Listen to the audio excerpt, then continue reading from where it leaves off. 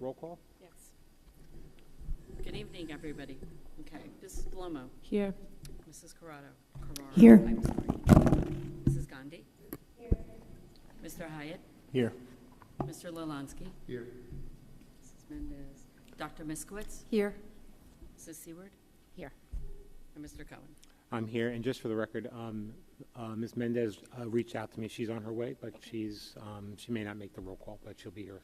Okay, thank you. Thank you.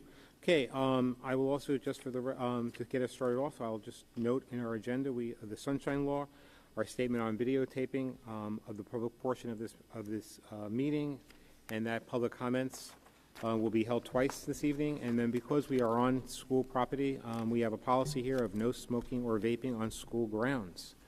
We're going to get started with the Pledge of Allegiance, and I understand we have two guests in our audience tonight who are going to help lead us through our Pledge of Allegiance. Come on up.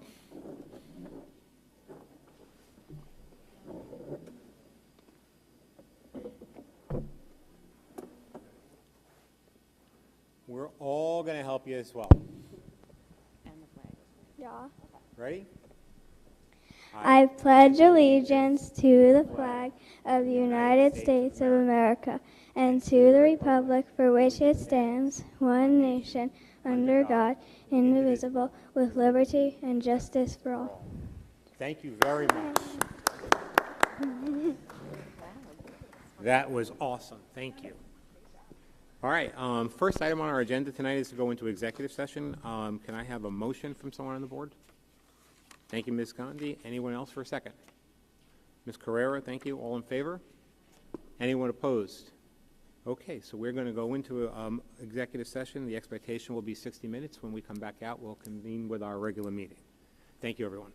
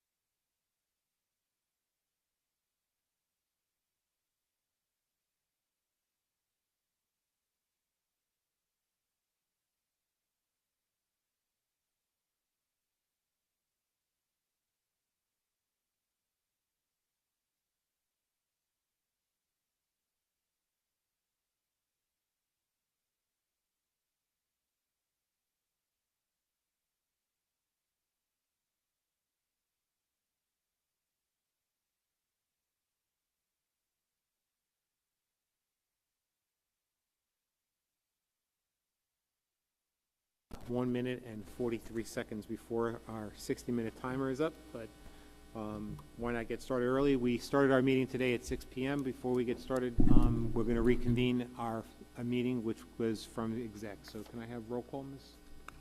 Yes, Jelinski? thank you. Okay, Mrs. Carrara, Here. Mrs. Gandhi. Here. Mr. Hyatt, Here. Mr. Lalanski. Here. Mrs. Mendez, Here. Dr. Miskowitz, Here. Mrs. Seward, Here. Mr. Cohen, Here. and Mrs. Belomo. Here. Okay, thank you, everyone. All right, we are up to, we have covered the items in the beginning of our agenda with the Sunshine Law and our policies associated with vaping and with public comments, as well as a statement of videotaping. So we're going to continue with our agenda. We're up to the item called announcements. Mr. Balone? I don't have any announcements for this evening. Thank you. And Chris, school bus driver. Yes, all the abstracts were received, and everybody is in good standing with transportation and buildings maintenance. Thank personnel. you. Thank you. I also just want to make a statement of announcements. Last month, I know that there was a problem with my microphone, and many people did not hear me. And thank you to those who've actually reached out to me, but also reached out to the district to let us know about the problem. We had a technical problem. There was both a hardware and a wiring issue that created this problem, and I apologize to everyone who was frustrated about it. We have resolved it. And I thank our technical team for making sure that not only was it fixed, but also tested in anticipation of this meeting. So thank you very much to them, and thank you to everyone for reaching out. And I again apologize for the frustrations you had.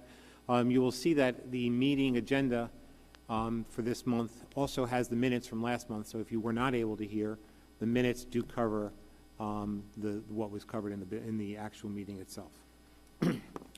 All right, so we are up to the next item on our presentation, which is on our schedule, which is a presentation on chronic absenteeism. Mr. Balone?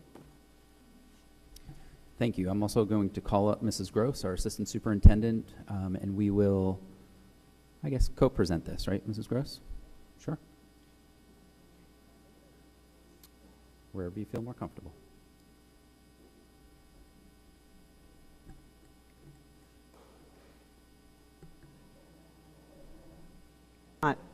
Hello. Okay, there it is. All right. Again, my name is Morgan Gross. I'm the assistant superintendent, and good evening, everyone. Today I'm going to give you a brief presentation about chronic absenteeism and how that works with the state and some schools that were identified, but also our district plan. So why we're here is the state of New Jersey does calculate chronic absenteeism, and that is actually through our school performance report.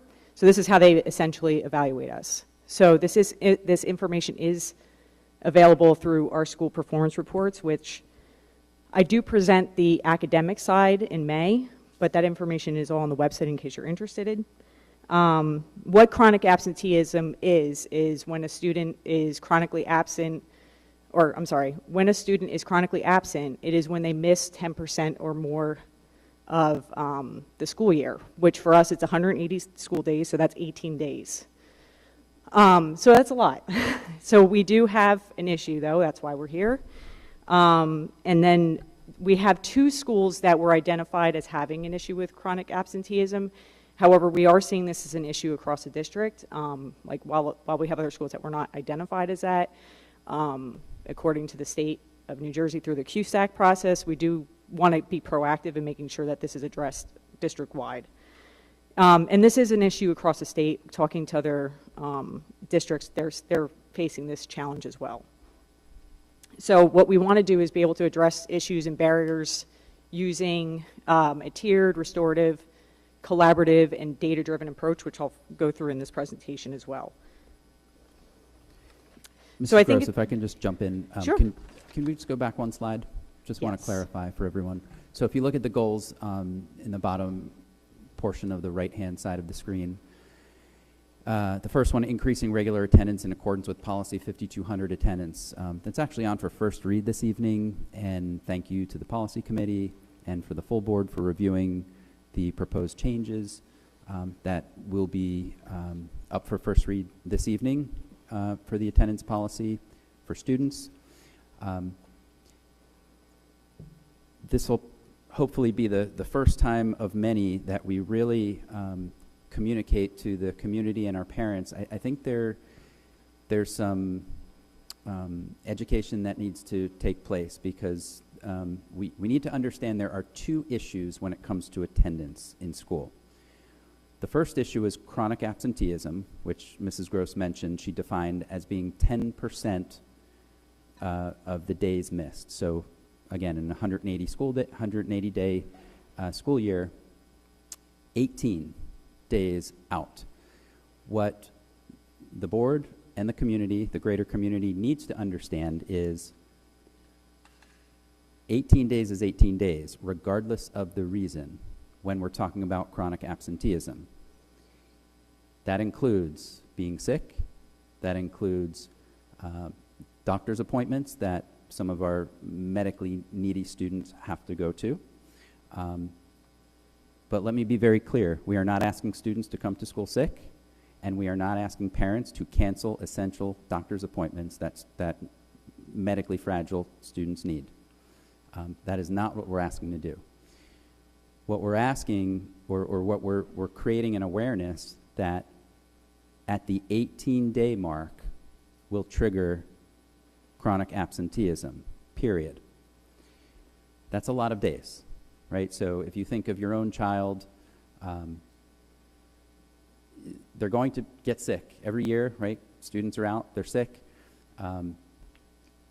Think about it this way. 18 days is essentially an entire month of missing school. So that doesn't mean if a student is on home instruction, right? Home instruction counts as a school day, right? You get placed on home instruction if you need to, whether you're injured, sick, whatever the case might be. That does not calculate into chronic absenteeism. We're talking about you're enrolled in school, you're supposed to be in school, and you're not in school for whatever reason. That contributes to chronic absenteeism. So that's one piece that you'll find in Policy 5200. And what we did was to differentiate, we also defined truancy. So truancy is triggered at the local level, meaning here at the board level. And essentially, to count toward truancy, the district makes a determination that a child is absent without valid reason, or without our knowledge, or without the parent's knowledge, like cutting school, things like that. Parent thinks the child is in school, is not in school. That would count toward truancy. So there is a distinction, right? Chronic absenteeism is purely the number of days. Truancy is evaluated dependent upon if you don't have a valid reason for being out, and or we don't know you're out. And the district will determine the days that contribute toward truancy. So a child could be out 10 days, and only 5 of those days are counted towards truancy because they are without valid reason. So there is a clear distinction that we all need to understand. At the state level, it's the chronic absenteeism piece, and at the local level, it's truancy, which eventually funnels into the court system. So at the 10-day mark, the district has the ability legally to file truancy charges at our municipal court, and that's where parents are required to attend and sit in front of a judge and determine how we're going to get children to school who don't have valid reason to be out of school. Now, I have a question, but I can pause until the very end of this presentation. I don't want to interrupt. Whatever's best. I think taking the question now is probably good. Yeah. It's probably fresh in your mind. Thank you. The question is, we spent, I know, a good amount of time in the policy committee talking about the policy, which then led to these conversations. Just a question on the 10 days. We talked about excused, and I know it's in the policy, versus unexcused, and I know we all had ideas of like changing the policy with that. When we talk about here, without a valid excuse, right? If 10 or more absences without a valid excuse, does that fall under the things that are actually considered excused absences for So truancy? when the state deems an excused absence, right, Is that here too? that's here too. Okay, Yes, we that's would what I was not, curious. we would not count that. Because I know toward it's in the truancy. policy, I know we've outlined that now of like, take your child to work day, visiting, well, Yes. for us it doesn't apply, but visiting colleges, certain things are excused. So when it comes to truancy, it's the same criteria for chronic Absolutely. absenteeism in the Yes. policy. Thank Yes. you. One point of clarification, thank you for bringing that up. I'll use air quotes. An excused absence in the past, our parents believed that if they call the school and say my child is sick and home, that is considered an excused absence. In terms of chronic absenteeism, that does not count, right? So it is not an excused absence in terms of chronic absenteeism. The state sees the child is out, with the exception of those very few days, right? Take our daughters and sons to work day, religious observances with documentation. Those are excused by the state. Those do not contribute toward chronic absenteeism. However, my child is sick and I call the school and say my child will be out, that counts toward chronic absenteeism. But just remember, as long as you're not 18 days or more, then you're fine. Right. And also, just to clarify, even if they send in the doctor's note, which is great to have on file, right, for your own records, doesn't make it the excused absence. I just want to make sure it's clear because I know people are confused by that. Correct. We should still not send our kids sick to school, Please do not do that. putting that out there. But right, I just want to make it clear, doctor's note or not, does not make it excused. That is correct. And you're probably going to cover this at some point a little bit further, but you do define what absent is, right, as far as the number of hours in the day? We do. Okay. In the policy, yes. That's, I will say that details are in the policy that for your review, but that I don't go into those details in this presentation, because this presentation is really to go over our caps. But like I said, Mr. Blown can certainly go over that when you discuss the policy as well. So Mr. Blown did just define both chronic absenteeism and truancy and the difference between them.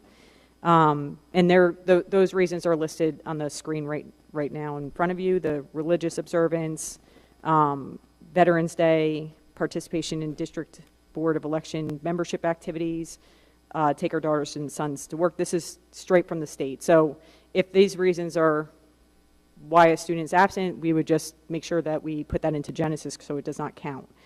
And again, this is in the school performance report, and this is how they evaluate the district, and it's also through the CUSAC process, but it's, again, yearly or annually. It's in the school performance report.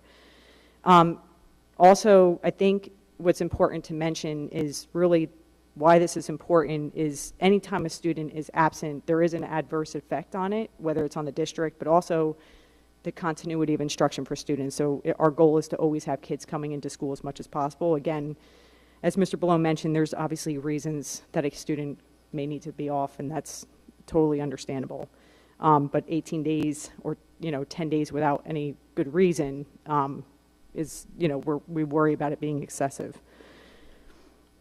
So when developing the cap, we did use the DOE's corrective action plan template, which you'll see in front of you. I put both schools in, and we have Marlboro Memorial Middle School was identified and Robertsville Elementary School was identified.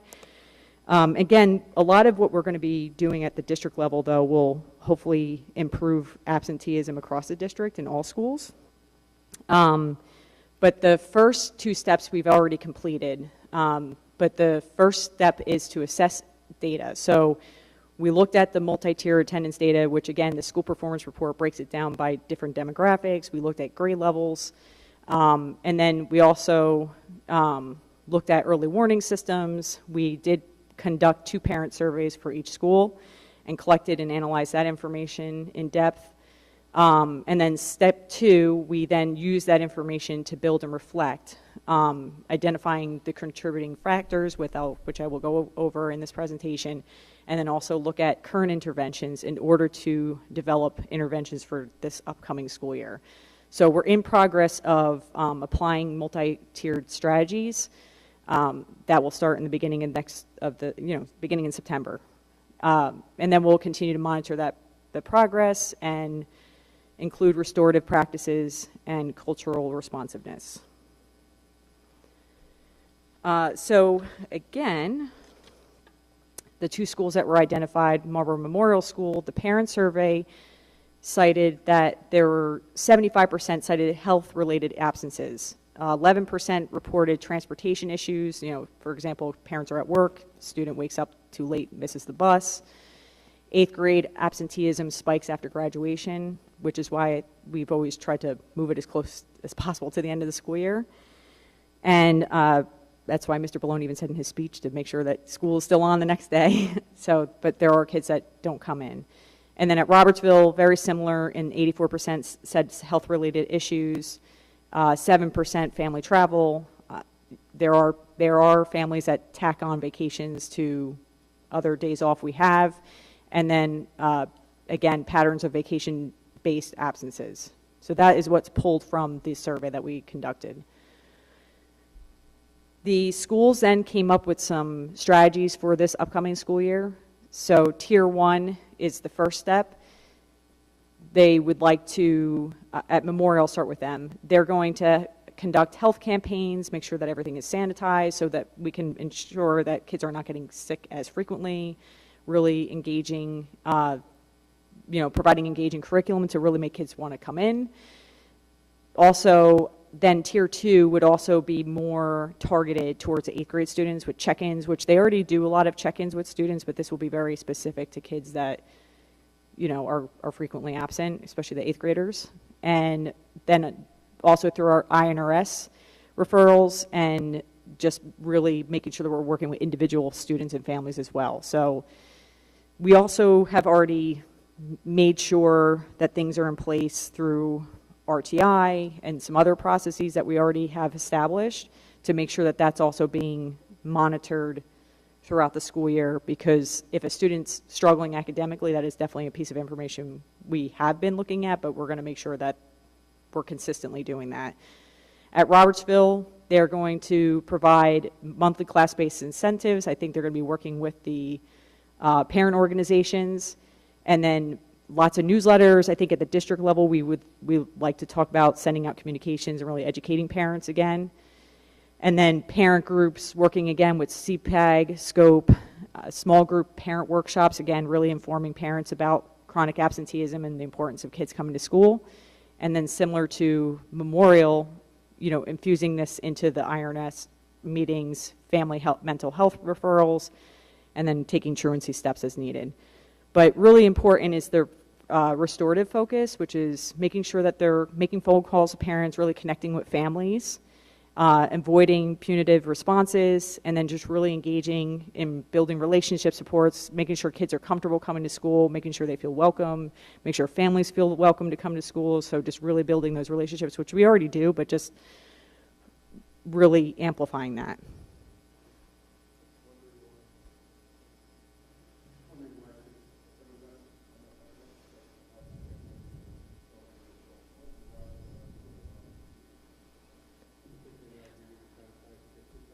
I think it's still important. I think based on this survey information, that's how they came up with these tiers.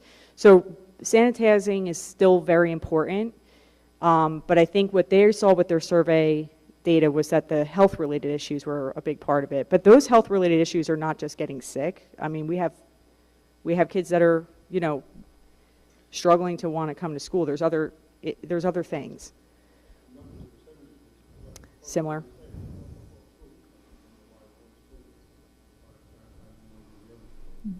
So it's not that they would sanitize more, it's just something they identified as a priority because they did it separately, but all of our schools are very well sanitized. Yeah. That's just something they're reinforcing.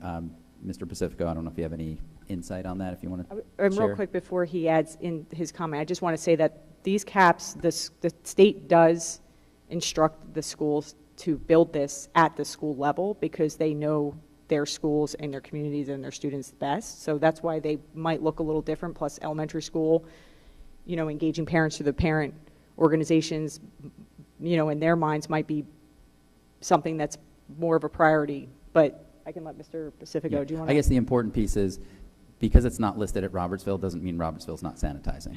I guess, Yeah. yeah. Wait, before we move away from the survey, though, can I just ask you if there was, can you explain this chart to me, how it looks like 81 out of 108 parents responded to the survey, but then it says 3 out of 108 responded to the survey? Or is that just how many parents said students missed school to a health-related issue? Which school are you looking at? I'm on both. The results for both surveys look super grim. It has to Annette's point, it has 81, looks like that would be the percentage, 75%. So 81 answered that students missed school due to health-related issues, it looks like. And then where it says 3 of 108, looks like it's 3% of the population you surveyed. I think that's where that question is. It looks like it's on the 4th page. I'm on memorials. Yes. Yeah, and I'm looking at Robertsville, so like, Is it percentage of the population surveyed, the 3 versus the 81?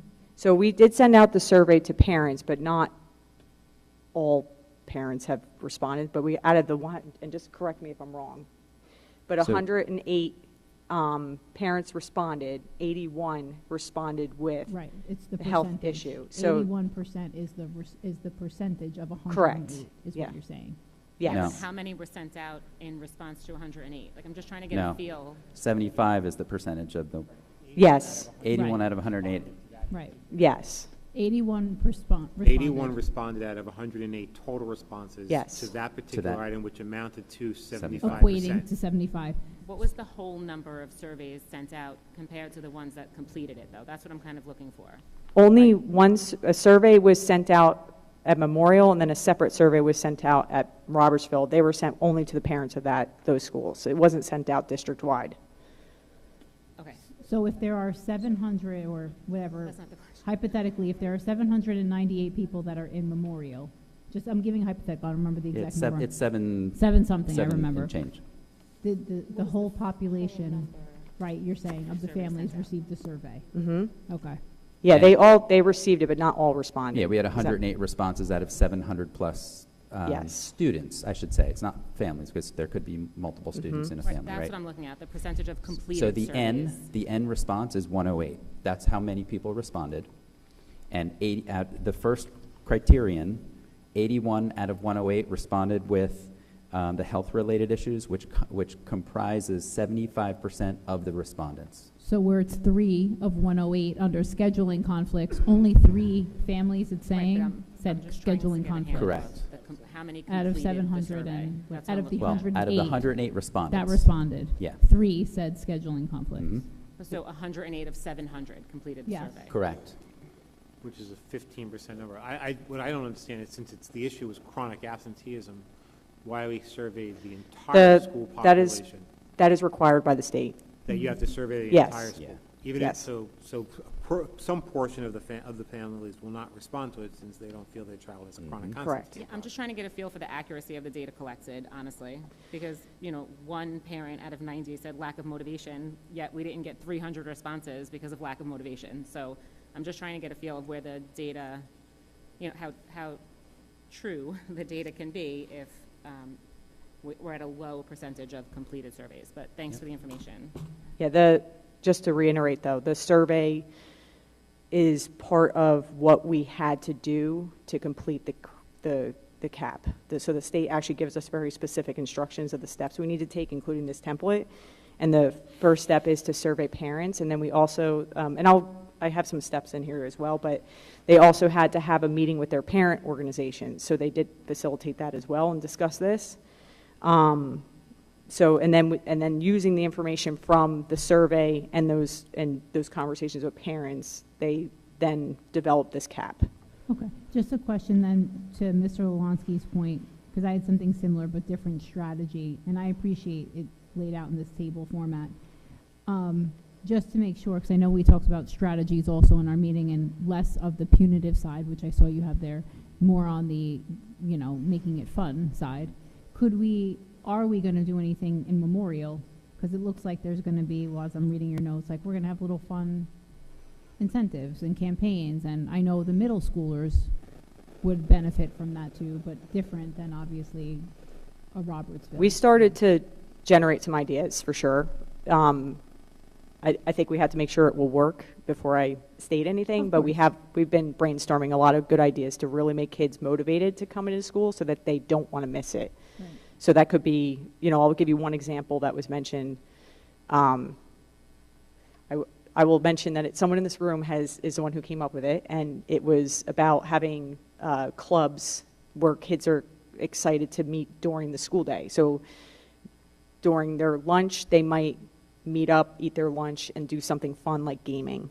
And then usually things like that, kids don't want to miss it, and they'll be motivated to come to school. So that's just one idea. We have to make sure it will work before we start to advertise that.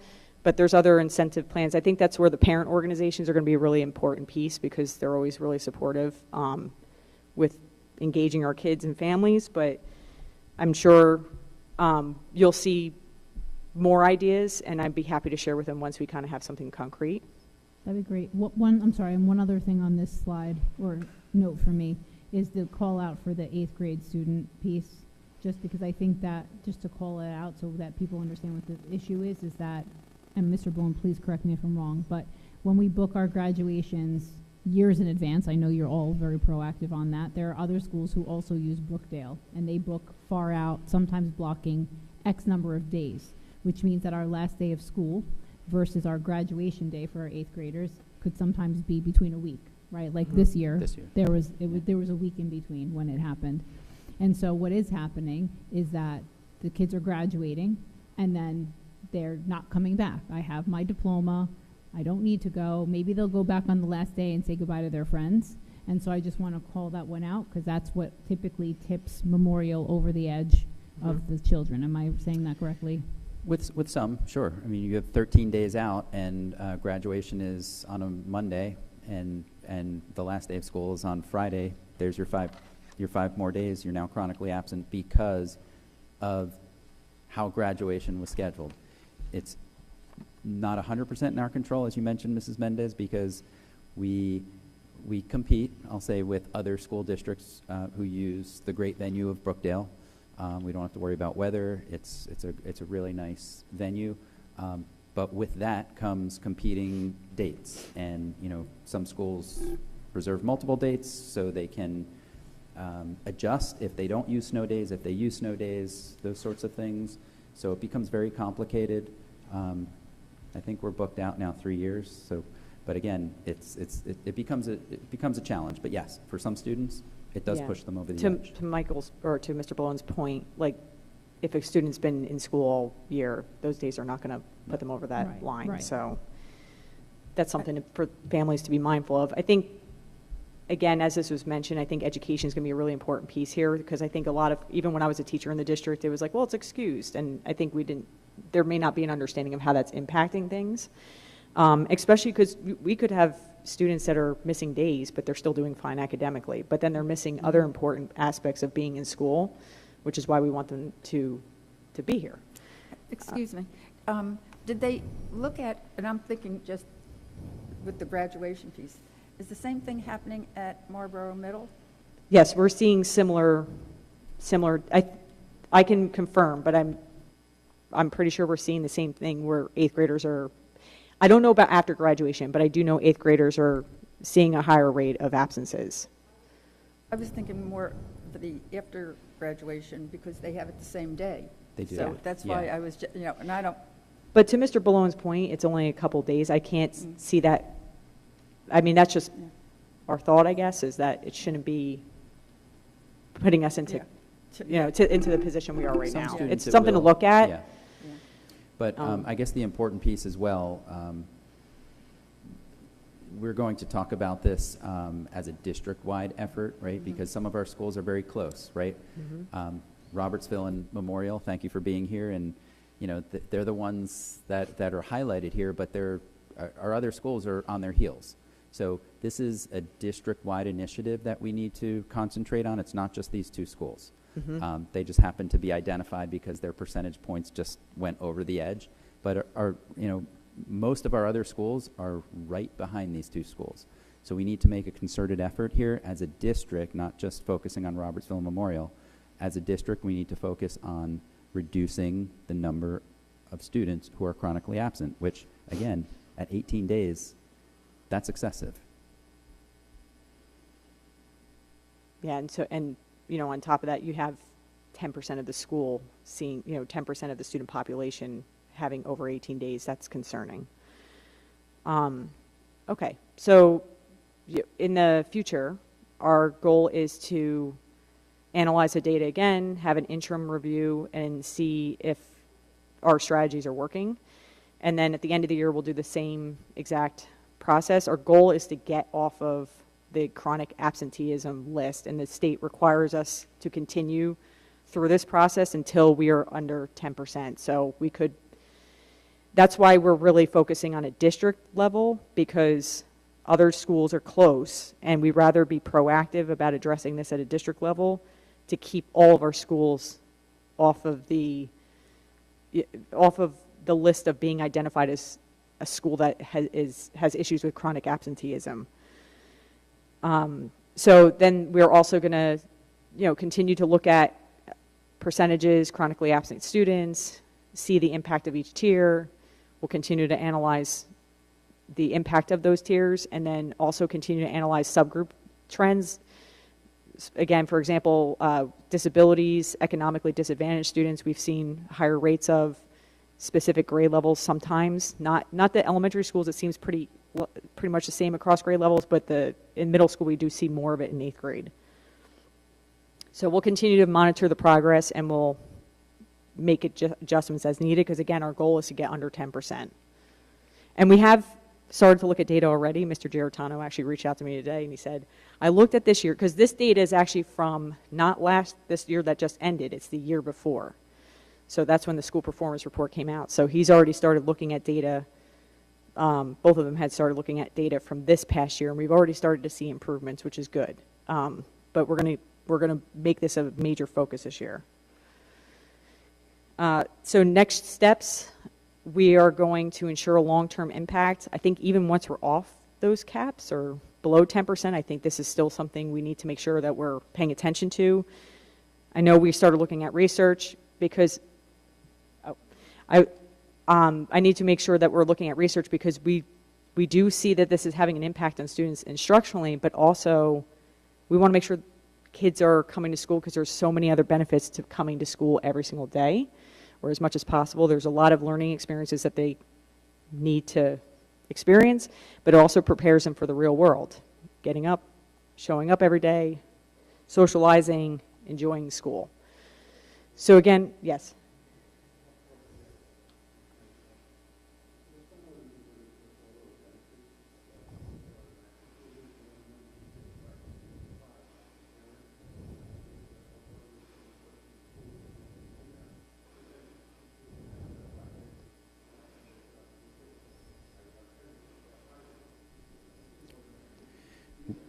We currently do that.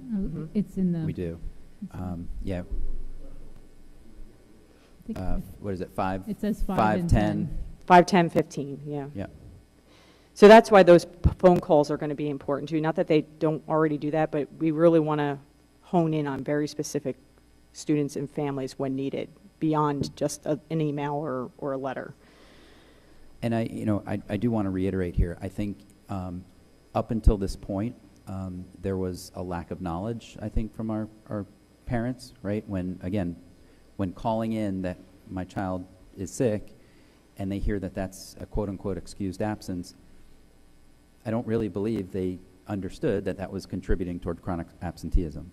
So this is partly, I think, an education that we need to provide to our families, and really help them understand that there are two differences. There's chronic absenteeism and truancy, and we're going to define it with our proposed new policy. It'll be a sign-off for the parents in the beginning of the year, and throughout the year we'll be reiterating that to them and shining a spotlight on it to help them understand. And I will say the recommendations made to the revisions in the policy, I think, will really support this effort and make the principals feel supported when they're addressing these issues. And again, we just want to make sure we're providing professional development to our staff, really taking on restorative approach, looking at data, continue to collaborate with families and community agencies, and then again, continuously reviewing the attendance data. I actually am responsible for the state level data, but our principals are all able to also review it at their level at their schools. So we'll continue to look at that. Now this is a major focus for us. And in summary, the caps again are aligned with the DOE's template, which is a multi-tiered system, and we're going through the process following the instructions that they have required us to follow. And both schools have been identified, but have identified root causes and have also identified targeted supports. We will continue to look at real-time data, look and engage with our community as much as possible, and we have a lot of ideas around that, and we'll be happy to share out as those kind of come together. And then schools are moving toward preventative supportive model. And that's it. I don't know if anyone else has any other questions. I had one in the beginning. The very first slide, there was something about early warning systems. Yes, that would be done through our Genesis or state reporting. I was just wondering what that is. Is that on the district side? Is that something that Schools can see the early warning. So actually, I would say there's a couple of ways that we would look at this. So our student information system, we're able to run reports and see kids where they're at with that. That's when those letters are generated. But we also want to make sure that we're keeping track of those students through other processes like RTI and then IRNRS meetings, so that we can make sure that we're putting in the proper supports depending on where the challenges are. Because if it's like, for example, if there's a student who misses the bus often and parents are at work, that might look very different than another student who might be anxious about coming to school. right? So, And just another question, or asking for feedback. In the letter, I'm assuming people looked at or will look at the comms that go to the families when the child is absent. So example is, I know because my child was absent from here, and then it would trigger this email, and I think it was just like a generic, your child has been marked absent for the day.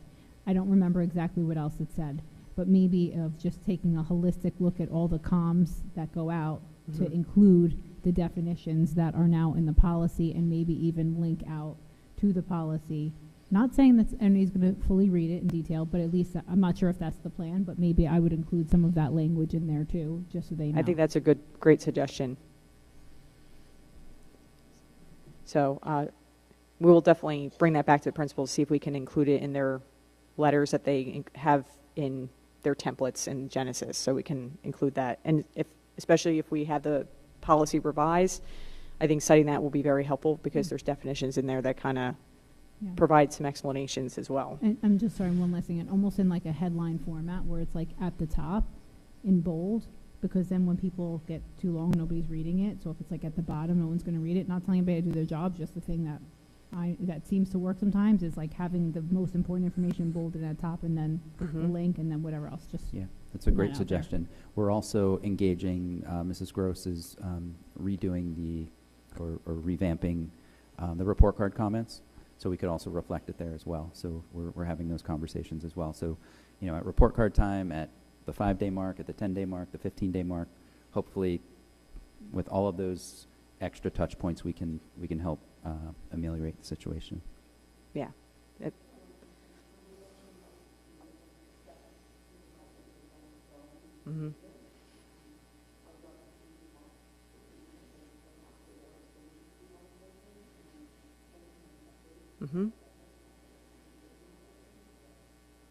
Yeah. Absolutely. I do have one question as well.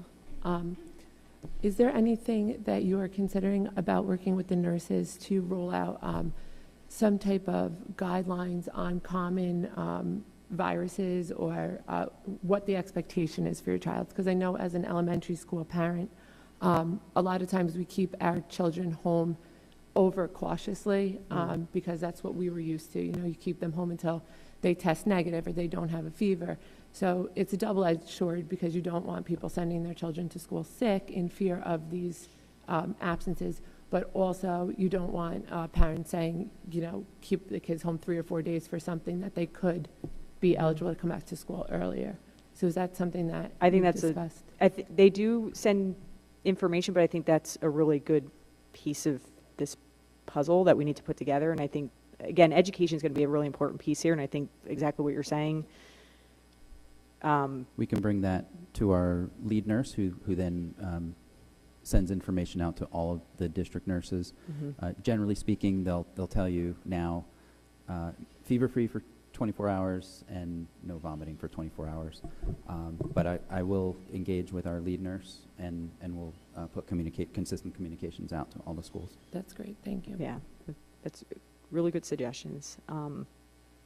Yeah, I think differentiating that would be important too, because sometimes kids are sometimes tired, but we want to try to help them kind of push through certain things, or maybe if you're tired, that's one thing, but if you have a fever, of course we don't want you coming to school. Go home and take care of yourself. But again, that wouldn't be, my hope is that you're not getting sick 18 days worth, throughout the year. Any other questions? Okay, thank you very much.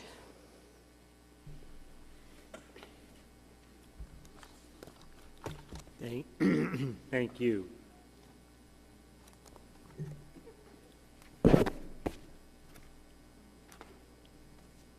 Okay, excuse me. Next item on our agenda is public comments. Can we have the lights back on?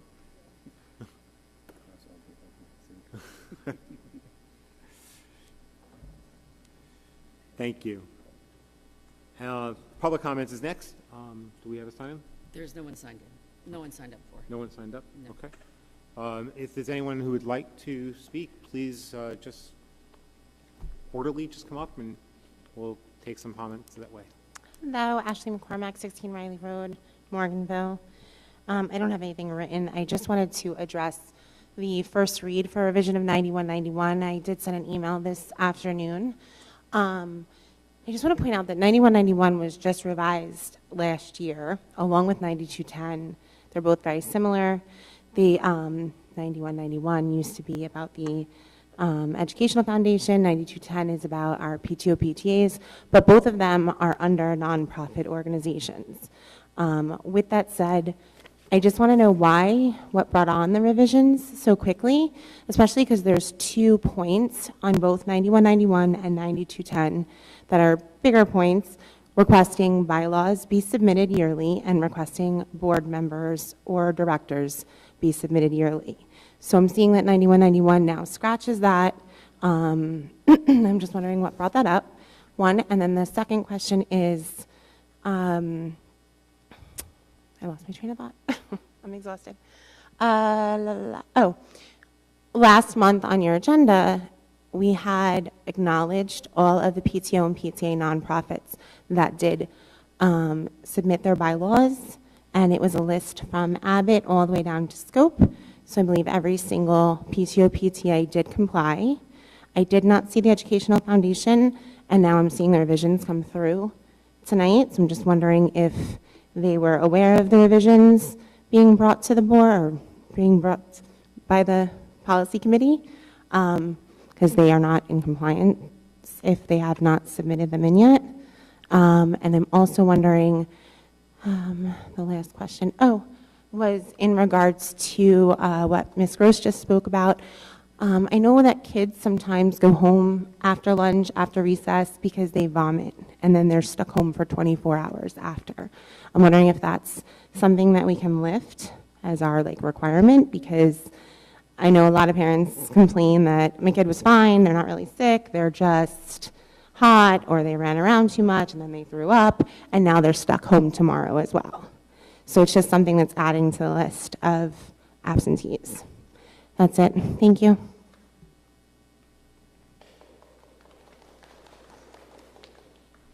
Thank you. Anyone else want to speak? Please come on.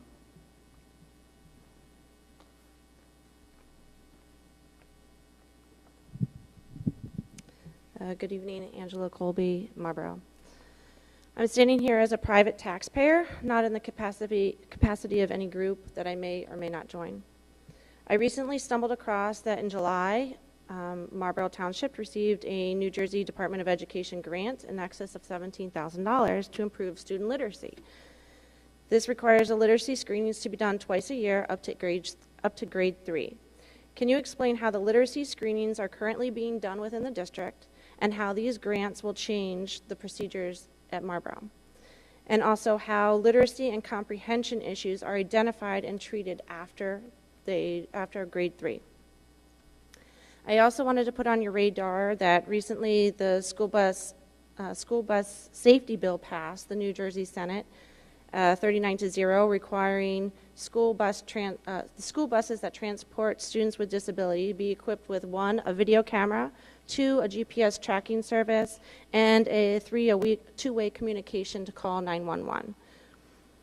I've brought this up a couple times to the school board, and we don't have any infrastructure or a way to work with the transportation system to increase the capacity to have GPS. So I want to know I'm concerned and want to know what our plan is for if that bill passes and how we're going to address having those safety issues.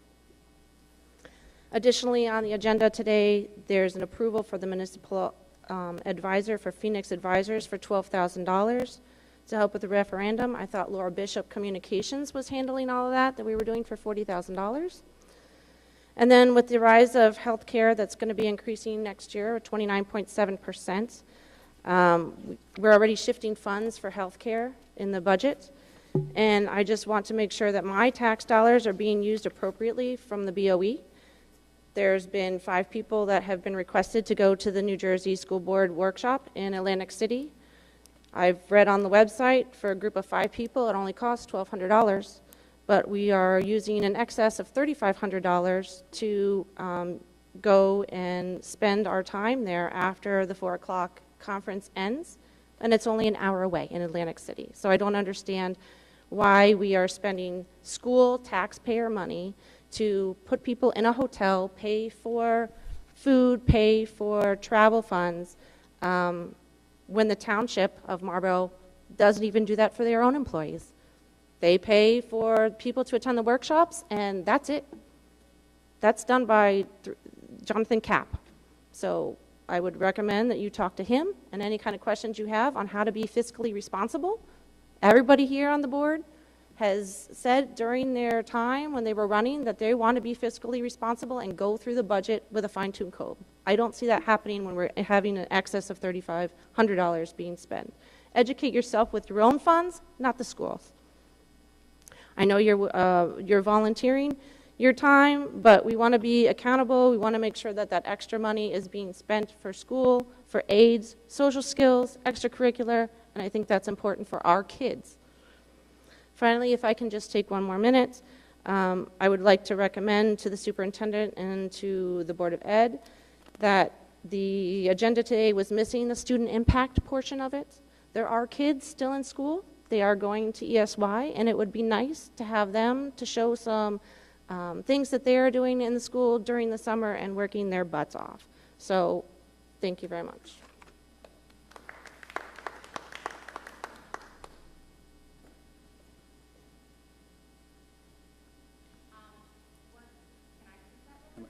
Come up to the mic. Up here.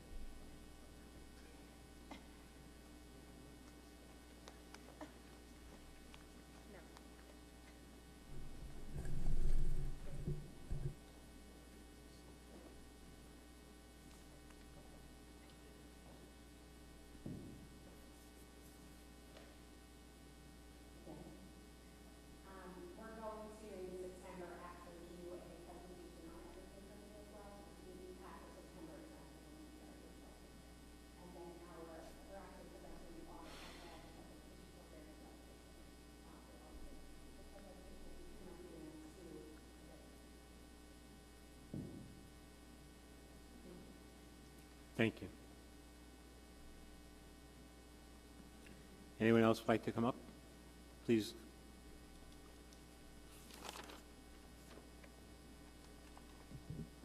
Hi, Carrie Jankowski, Morganville. I came here to talk about the absenteeism policy that you just spoke about, so I appreciate the PowerPoint.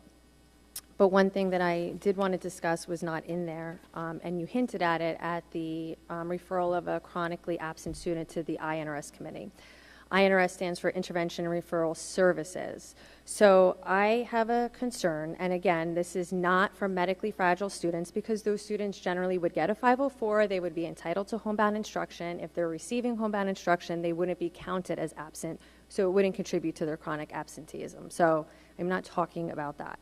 I just want to make sure that chronically absent students are not given the benefit of math or literacy coaching or special education services due to their chronic absenteeism. It's just not fair. It's not fair to students who come to school all the time and might be on the cusp of receiving those services, but maybe because of like a 1 point higher literacy score, they're not allowed to get literacy intervention. Math coaching is not a tutoring service. It's not a one-to-one service. It's not a catch-up service. It is a reinforcement of skills that have already been taught to that student who have a hard time processing that information and need reteaching or even pre-teaching. That is not what a chronically absent student qualifies for. They're missing instruction the first time around. So if they're getting math coaches, I'm asking that those students do not benefit from services that would be given to students who are in school and could really benefit from them.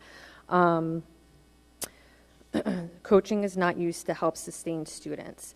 It's not fair to bump a student who, quote, almost qualifies. It's not fair to classroom teachers to have to constantly sit one-on-one with a chronically absent student over the other 24, 25 kids in their class. That's not right.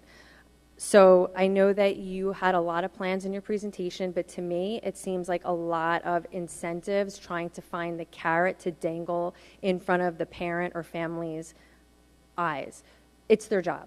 It is their job to send their children to school, for children to go to school. It's their only job.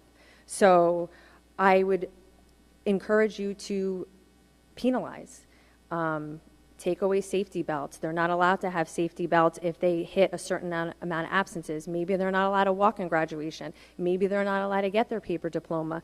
Field trips, athletics, clubs, and activities. And I know that some of them were addressed in the actual policy that I read, but maybe that would incentivize parents that we're no joke. We take school seriously. We don't need to bribe you to come here. This is what it is. And honestly, monetary consequences work for families. As soon as you take them to truancy court, they automatically are charged a fee. So if they don't want to be continually charged a fee, maybe kids will come to school. I am one of the parents who got the survey, I lose my words, and I spent a lot of time filling that out with everything that I just said here. But if my daughter needed coaching and she went to school and I found out she did not get it because a chronically absent student, a truant student is getting it, I would be floored. So, yes. Do I stay up here in case there's somebody wants to? No? Okay. Nope, thank you. Does anyone else want to speak? Seeing nobody else, is there a motion to close public comments? Ms. Mendez, any second? Mr. Polanski, all in favor? Anyone opposed? Okay, public comment is closed. Is there any board members who have anything that they wanted to add or say? Or if not, we'll move on with the agenda. Okay, thank you. We're up to communications. Superintendent's report. Mr. Balloon? Yes. This is the HIB reports. We're actually traversing 2 different fiscal years because since the last meeting, the time period June 13th, 2025 through June 30th, 2025, there were 2 incidents reported. And not surprisingly, between July 1st, 2025 through July 17th, 2025, we have no incidents reported. Thank you. Our meeting dates, our next meeting is August 26th. It'll be a regular meeting, and thereafter the meeting in September will be September 16th, also 2025, and it'll also be a regular meeting. Can I have a motion to approve the minutes from June 17th? Ms. Gandhi, second. Dr. Miskowitz. That's both for regular and exec. All in favor? Any opposed? Any changes? Nope. I abstain from it. I You're wasn't here. abstaining. Thank you. Yeah, I'll abstain as well. You're Thank abstaining from the minutes. Thank you. Anyone else? Otherwise, everyone else is in favor of the 2 abstains. Thank you very much.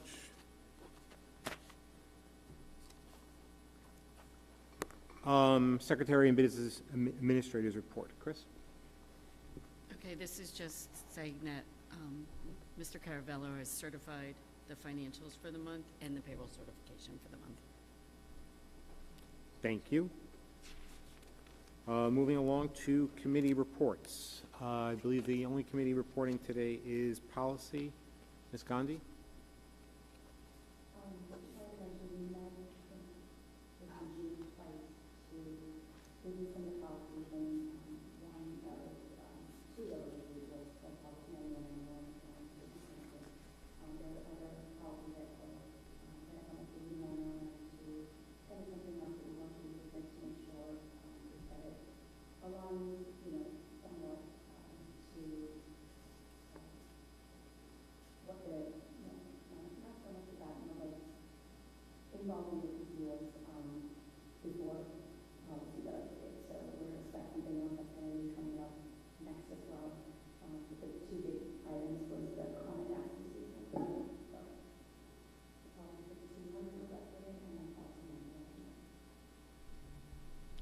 Thank you. Ms. Mendez, did you want to add something? No, I just have some thoughts or questions, but I will wait till we're at the voting stage. I'm not going to say anything right now, right? So make sure I'm doing that. I'm just going to Yeah, wait. that's fine. Thank you.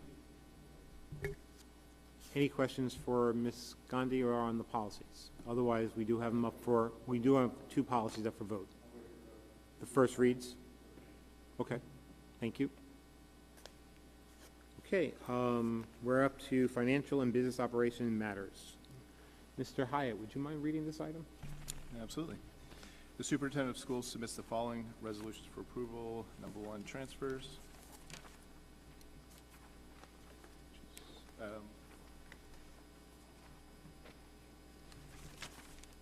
Number 2, list of bills. Number 3, secretary monthly reconciliation reports. Number 4, travel. Number 5, harassment, intimidation, bullying report. Number 6, resolution of board education of the Township of Marlboro.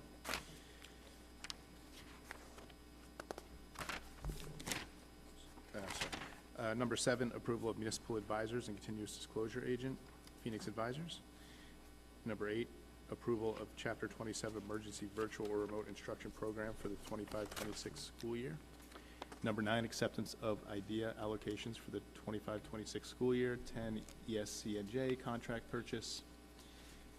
CDWG, for technology supplies and services for the 25-26 school year. 11, amended resolution, renewal of district insurance policies for the 25-26 school year. 12, approval of transportation agreement, case 95-9, 2025-2026 school year. 13, approval of transportation agreement, case number 95-9, 25-26 school year. 14, Somerset County Cooperative Purchase, Custom Bandage, Incorporated for tires, tire-related services, 25-26 school year. 15, amended resolutions, contract renewal, year 2, comprehensive custodial services for the Marlboro Township School District. 16, authorization to apply for an alternative method of compliance.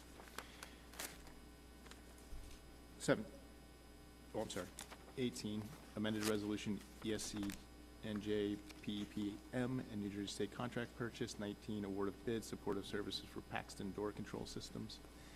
20, award of bid, 2025 paving improvements at various locations. 21, New Jersey State contract purchase, YNS Technologies for leasing computer equipment, 25-26 school year. 22, approval of change order to Chappelle Maintenance Incorporated. 24, acceptance of non-public technology aid. 25, acceptance of non-public security aid. 26, acceptance of non-public nursing service aid. 27, authorization to confirm pricing, reverse energy auction. 28, acceptance of extraordinary funds. 29, state contract purchases. And I believe, was there an amendment to this one? There is amendment number There's 30. Addendum 30, award of bid, Marlboro Middle School Auxiliary Gymnasium, B Mercury Catalyst Flooring Abatement, which I think was all sent to us prior to this. I so move. Thank you. Can I have a second? Ms. Seward, thank you. Can I just ask, and we're going to have any discussion on the item, but I just want to just clarify for people online, or the amended number 30, the addendum, that was now provided online. They can get access to it if they needed to? Yes, and I will make sure that it's there. Okay, good. Thank you. Okay, so now I'll open it up for discussions. I have a variety of questions, so bear with me. The first one falls under number 6, which is the bond proposal, that whole section there. There's some language, and so I just want to say, I know typically I'll ask Mr. Caravello, so if we can't answer these, that's fine, but I do have a couple. Okay, so under bullet point number 5, if you can clarify, or somebody can clarify for me, where it says that the board is going to accept the determination of preliminary eligible costs as set forth in this letter from New Jersey Department of Education, and not to appeal determinations made therein.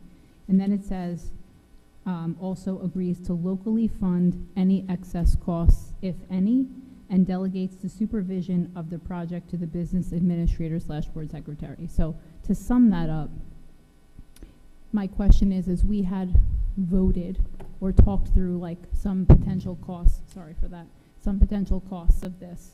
Does this mean that we're just saying additional costs, we're approving locally fund it? Like, what does this actually mean? So this is basically when the state gives us the eligible cost letter, like they tell us what is eligible for state, the up to 40% that we keep talking about, they'll tell us what the amount is with the project submission. So this is just saying that we accept what, and the difference the district would fund. So Out of our reserve. Out of the reserves. That's our plan, is Right. out of our reserves. So but when we're this is saying, when we had and thank you for clarifying, so when we had the presentation and we talked about the dollar amount that we wouldn't exceed and all of that, we're still working within that framework, Yes. you're saying? Yes. This is just approving that? Because I Yes. just want to make sure I'm not voting and then all of a sudden, like, there's some exorbitant cost that comes after. No, it's still the same plan that was presented by Mr. Caravello. Okay. And then my other question on the same section, but number 6, we're talking about Tokarski Millman Architects for the project in consultation under the supervision of the BA, all of that. My question is there a fee associated with this Millman Architects, and did we approve it, just what that is? It's been approved already months ago. Thank you. Yeah. They were Okay. part of the process to actually submit the correct. whole So process they're to the tied to this state. project, and I Yes. know we had approved I that. think that was the second, the first cost was our bond counsel, the Yep. second cost was our. Was own. Tokarski, That's okay. exactly right. And then the other piece was to Ms. Colby's point earlier on the approval of the municipal advisor and continuing disclosure agent, Phoenix Advisors, at $12,000. Can you tell me a little bit more about where they come in versus Laura Bishop? So Laura Bishop we hired them to help us with communication with the community and parents. The municipal advisor is a financial advisor that works with our bond counsel in order and they really do their thing once we would have hopefully an approved referendum. Then they'll work with bond counsel in all the financials. So the financial piece is kind of two. It's the bond counsel who we're working with now to get everything set up. But then they come in once you go to sell bonds. So it's a two-tier financial step.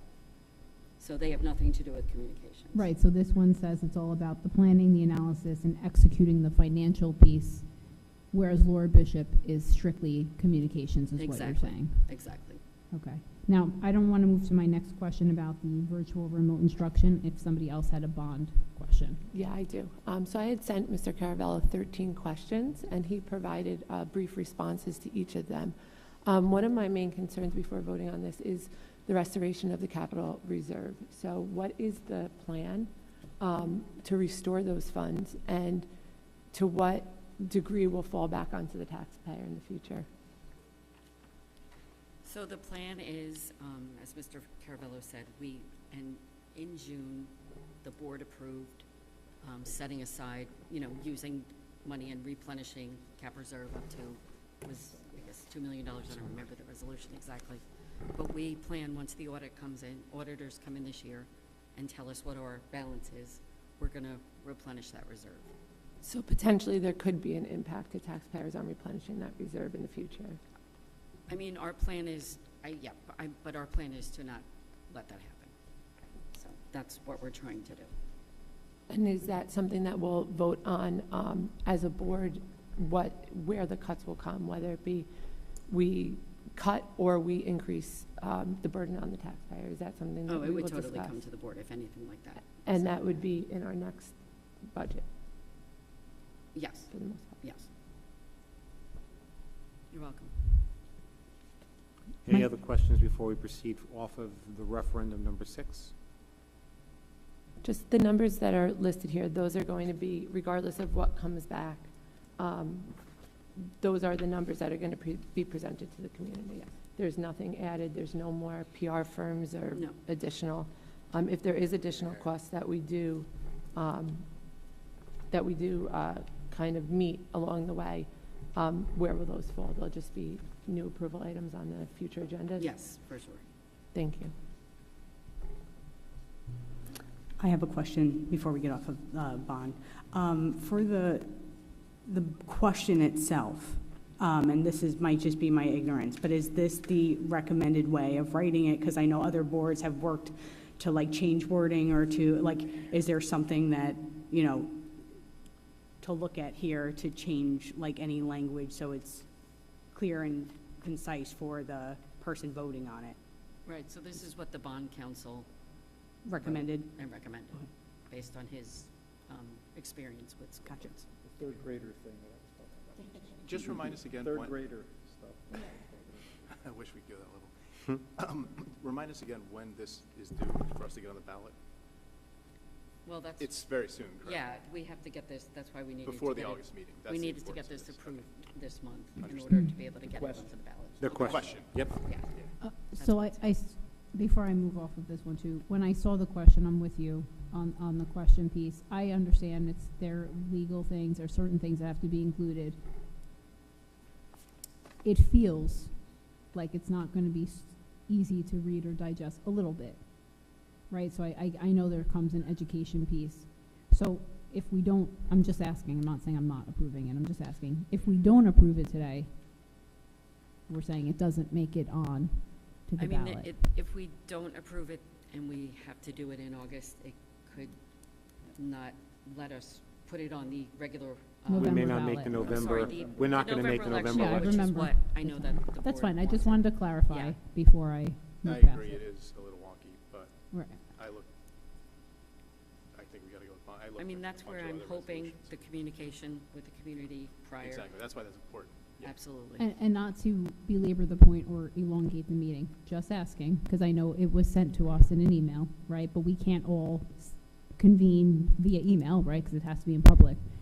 If we feel right now, and maybe at the end, if it comes up in old business, I know we have to vote, do we sit here and have like a brainstorm? I'm not trying to give us later meeting, I'm just asking.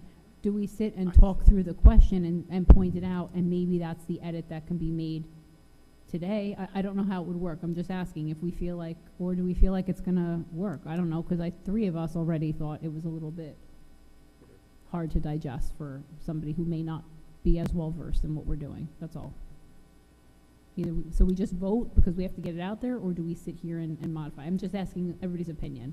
So just to provide some clarity, I did ask that question because I remember, Ms. Mendez, you raised this maybe 2 months ago or whenever we started first talking about it.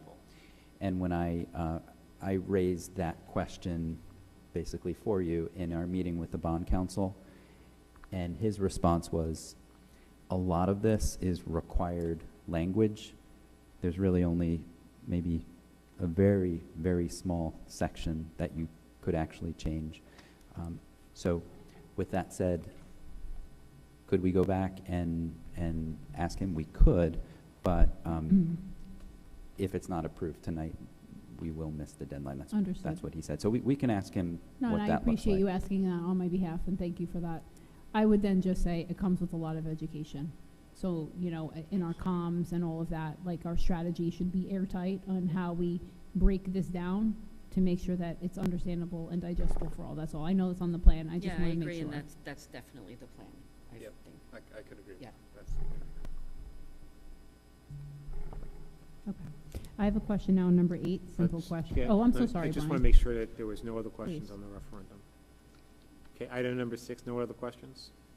Okay, Ms. Mendez, go ahead. Thank you. On number 8, where we have the approval for the emergency virtual or remote instruction program plan. I know we talked about this. It's our favorite topic. It came up. We revised the policy also last year, if I recall, and we voted on that one. I just want to make sure that we were very clear in emergency closures, right? Because we brought it back to the days of the pandemic where the schools were closed at times and the board didn't opine at times, however that worked. I was not on the board then. And so I know we updated the policy on the number of days the superintendent, and you felt good about it. We weren't handcuffing, but where the board would also intervene, right, or have a say. Does this align with that policy? It does. There were no changes from our last year plan, with the exception of really updating the school year. So last year's plan was in accordance with that revised policy. So there's nothing concerning here. I can assure you of that. Thank you. And this is just, you know, Chapter 27 requires every school district, public school district in New Jersey to submit this to the state, to the county, and then the state. And we're making sure we do that. We hope to not have virtual instruction, but they require us to have a plan in place. And our plan in place includes board involvement, working collaboratively with the superintendent. Instead of the super unilaterally deciding to close Correct. and the board not being able to opine. Thank you. You're welcome.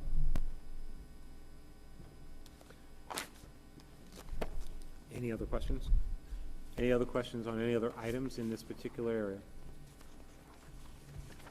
Okay. I want to just remind board members who are actually listed in item number 4 for travel that they should abstain from their name when they vote. And you're voting on items numbers 1 through 30. Okay. Chris? Okay, Mrs. Gandhi.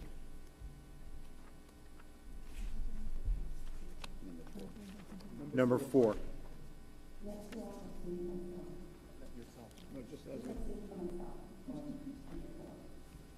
Thank you. Mr. Hyatt. Yes to all, abstain for myself on travel. Thank you. Mr. Lalansky. Yes. Mrs. Mendez. Yes. Dr. Miskowitz. Yes to all except abstaining for my name on number 4. Thank you. Mrs. Seward. Yes. Mr. Cohen. Yes, and I abstain from number 4 where my name appears. Thank you. Mrs. Belomo. Yes. Mrs. Carraro. Yes to all, abstain for myself for Thank number you. 4.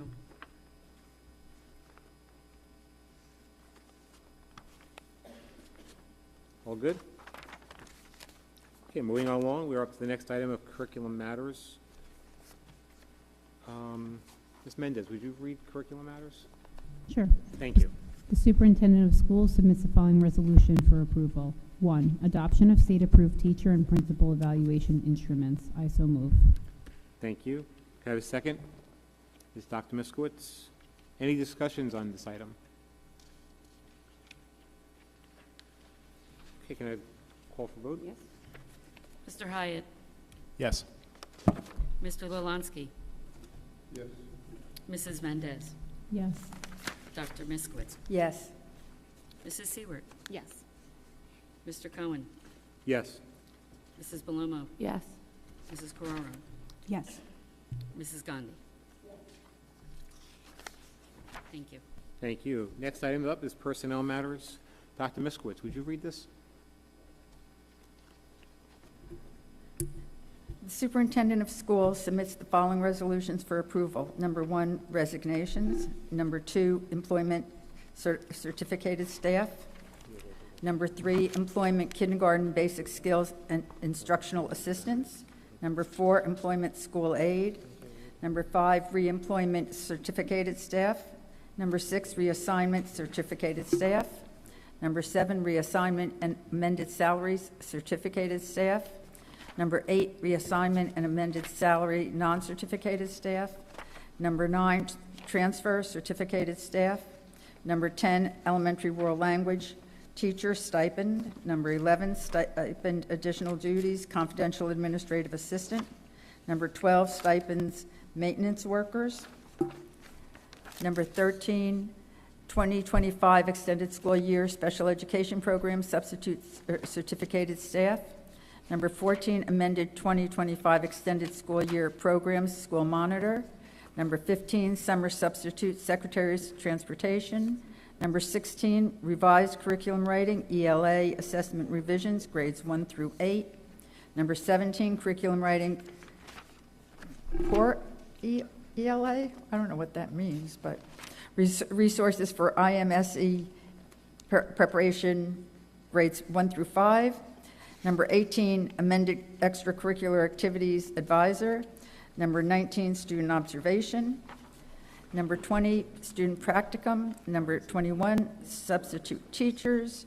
Number 22, paid medical disability leaves. Number 23, unpaid leaves of absence. The end. Oh, there is the addendum. Number 24, employment certificated staff. Thank you, Dr. Miskowitz. Can And I just do want to find out, what does that mean? pull out resources? Oh, thank you. It's okay. Do you so move? I so move. Thank you. Thank you. May I have a second? Ms. Mendez. Any discussions on items 1 through 24?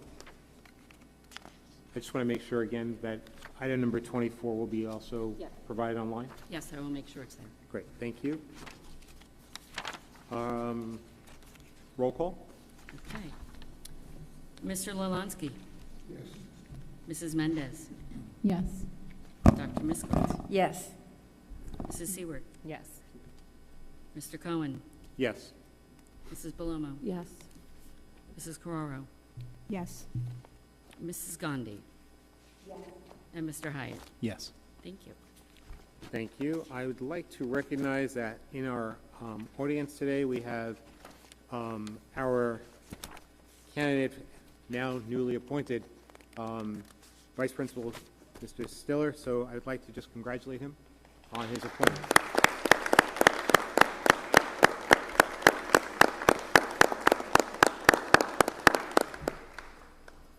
And thank you for having your family here and for them to also joining us early today in our Pledge of Allegiance. We greatly appreciate that. All right, moving along to our next item, which is Policy Development and Community Relations. Ms. Gandhi, would you please read that?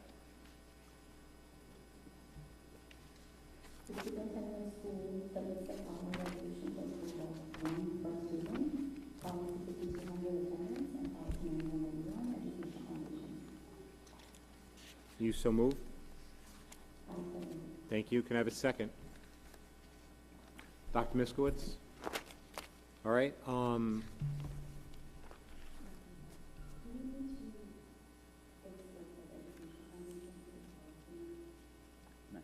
No. Okay, so these are policy changes.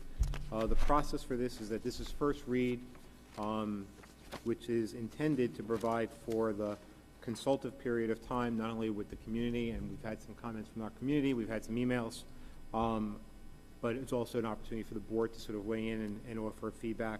It does not get voted on to be adopted today. It gets voted on just sort of as a first read.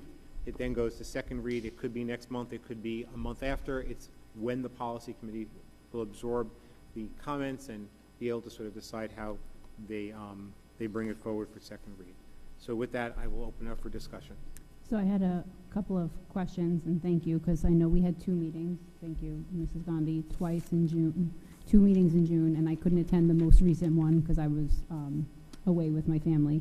So I did have some conversation points, so thank you for sharing it with us. And a couple of things on policy 9191. some conversations that were had, which I appreciated the healthy discussion, right, where we were all kind of sharing our viewpoints in the meeting, the first meeting I was in. I know in the last month, in May, we had approved 9210, where everybody had submitted the required documentation and they were officially recognized. And so I know we were on track to officially recognize the foundation as well. And then I understand that we were just awaiting some documentation that will be coming, I guess, at some point. I know we had to request that. I think where I am on 9191 is the letter of determination that was in the redlined version. And so for me, I think that a couple of things on that where I was just taking my own notes. So a letter of determination from the IRS, which is in the policy, confirms the tax exempt status, whereas bylaws actually outline kind of how a nonprofit operates, defines their roles, the duties of board members, membership structure, their intent of how the funds will be used, etc. Now, again, maybe all bylaws don't include that, but that's the difference in the two. And so, yes, the letter of determination can help protect the district from a group potentially falsely claiming that their nonprofit status, and does show that the group is in good standing with the IRS. But the bylaws also show how they operate and govern, outlines who's in charge, how decisions are made, and how funds are used, and how conflicts of interest are managed. And it also allows the board to evaluate whether their operations align with district values and policies. Not saying every bylaw that we've received or that are out there available have that, but that's what they should include. Also some things, if technically, I guess, when I was doing some research, if any groups want a formal relationship with a school district, it should really give actually both. It should give both this letter of determination from the IRS and bylaws. Not saying we have to do that, but to protect the district, it should have that. I've also read that groups should also sign a memorandum of understanding that includes the purpose of the fundraising, the use of funds, if you want to include any district oversight, and transparency expectations between the district and whatever organization we're referring to.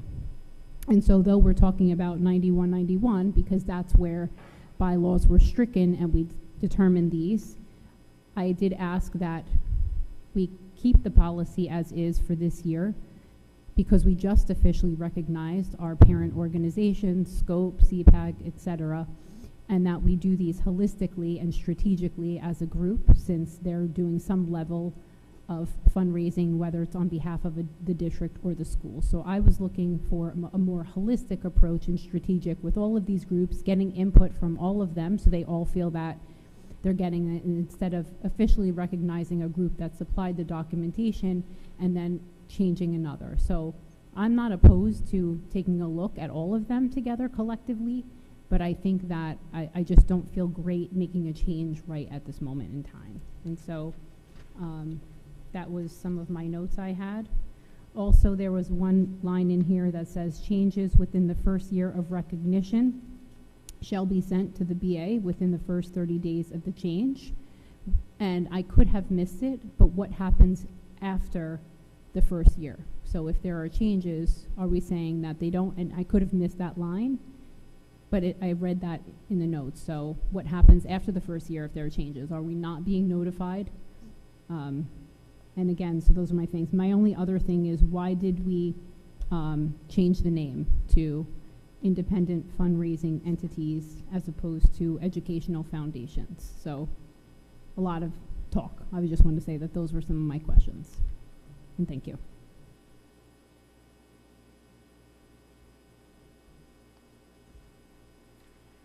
So let me let everyone go around, so this way we don't have to sort of repeat everything. Mr. Lolansky. First, I want to thank all the PTO, PTA, and the Foundation for all the hard work that you do. And I think it's what we want to do.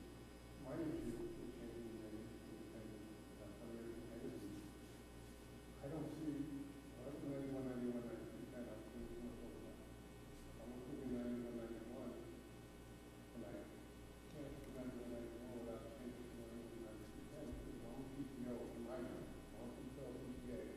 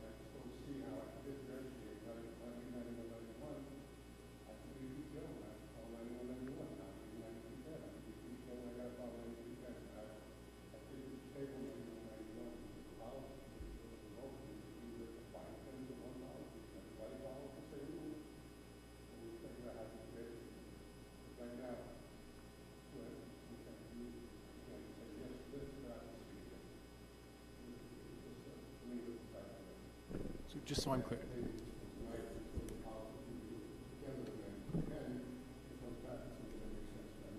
Just so I fully understand, you're saying a PTO could look at this and be like, or a PTA, I fall under this policy because I raise funds. Yeah. Okay, I got it. That makes sense. Because it says P. Okay, understood. Well,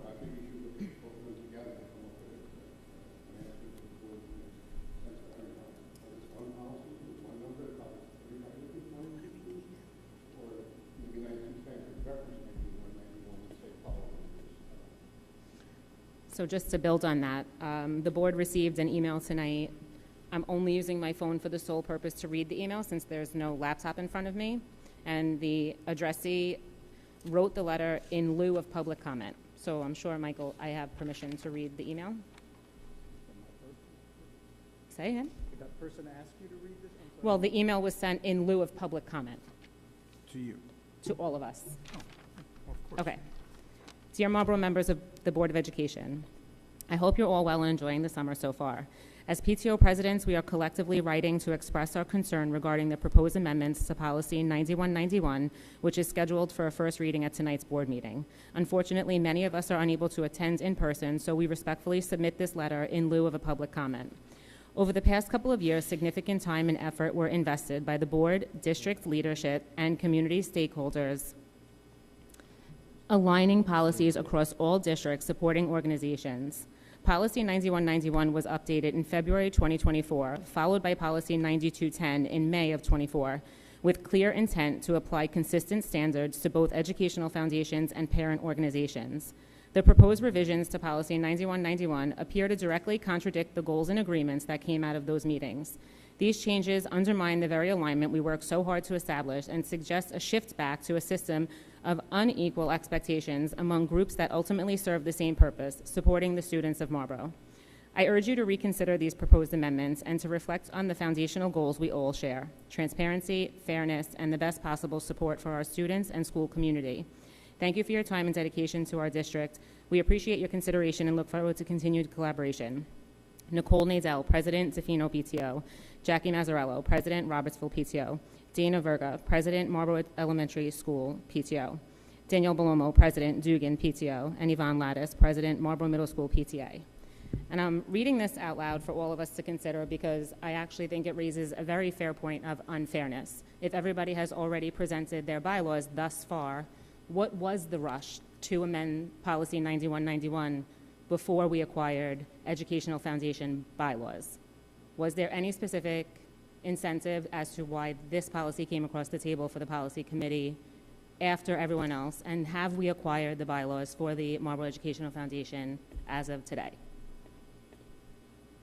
We have? Via Oprah request, or they were submitted voluntarily? Krista, you got them. I Oprah requested them. Did we request them from the Educational Foundation and was denied? Because I know in the past that was a similar result as just asking for their bylaws. Did you ask for them and then we were denied for them and then you Oprah requested them? What did that look like? We put an email, I think it came from the business office, put an email out to all of our organizations, and then we were actually missing a few. So we had to reach out again, and we just used the same process we obtained from last year. From my perspective, it just looks suspicious that... Was there 100% compliance from all other organizations? Yes. Yes. Okay, thank you. Other questions, comments? I do. So obviously you heard my name on the email, and I echo the sentiments that were already said, so there's no need to be redundant. One other thing that I had noticed was the addition of for-profit organizations. I would like to know what the intention is with that. I don't like to put a dollar tag on our students' heads if we're fundraising for our schools. I would hope that the money would go back to our students, our schools, and the education of our students in schools. So with recognizing for-profit organizations that may salary their, their board of directors, just hypothetically, what we're doing by allowing them to use our logo, our name, our school district's name, is putting a monetary value to our children and fundraising. So I just want to know where the addition of for-profit organizations came in, especially now that we're removing kind of the bylaws and knowing how these organizations are operating, where the money's going, and who we're paying, and with our students being the product.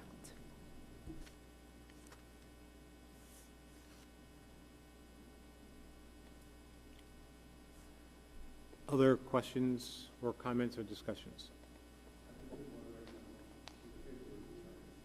I know you've got an alternate motion on that has to be considered. I got it. I wrote it down. Any other comments or questions on this? Okay. Is there really no answer to that question? On the for-profit? Yeah. No, I'm actually going to give you an answer. I just want to make sure we have all the questions. Okay. All right. So I actually, in the policy meeting, suggested the for-profit, but not from the perspective of making money. It's that if the entity that wants to help raise money for the district happens to be a for-profit entity versus a not-for-profit entity. The original policy 9191 only spoke to not-for-profits raising money on behalf of the district. But if you have an organization like, let's say, Dunkin' Donuts that puts out a collection jar to raise money for the district, they don't get covered in our policies. So it's about having, if a for-profit entity would like to request to support an opportunity to raise funds for the district, they have to follow 9191 the same way a not-for-profit would have to follow 9191. It's not about them making money on us, it's about them raising money for us. Sure, but in the past, if we went out to a location like a Dunkin' Donuts or a lot of the PTOs that do Dine to Donates, that would have to be initiated by a non-for-profit organization. So the fundraiser would be, for example, the Robertsville PTO is hosting a Dine to Donate at this location. Or like, just whoever the organization is now taking that money and then they're using it. Dunkin' Donuts is not deciding where the money goes in our district. So that's like the policy. The money wouldn't be to Dunkin' Donuts. Dunkin' Donuts would give the money to the nonprofit, which would then be given to the school district. I completely understand that, and I don't think that adding a not-for-profit to 9191, adding a for-profit to 9191 changes the dimension or the dynamics of that. If the not-for-profit, like a PTO or PTA, wants to sort of engage with them to do fundraising for the school or for the district, I don't think that changes anything. But if they decided that they were going to initiate a fundraising themselves on behalf of a district, then there is no policy in place. We'd have to actually begin to write a policy to actually address that if they approached the district and said, we'd like to do this for you. So then would the board consider making that a separate policy, because it blurs the lines, because also a for-profit could be a charitable organization who salaries their employees or uses money for other purposes other than giving back to the cause in which they're fundraising for, or just a portion goes back. I know like PTAs and PTOs, all money in is all money out to students in the schools.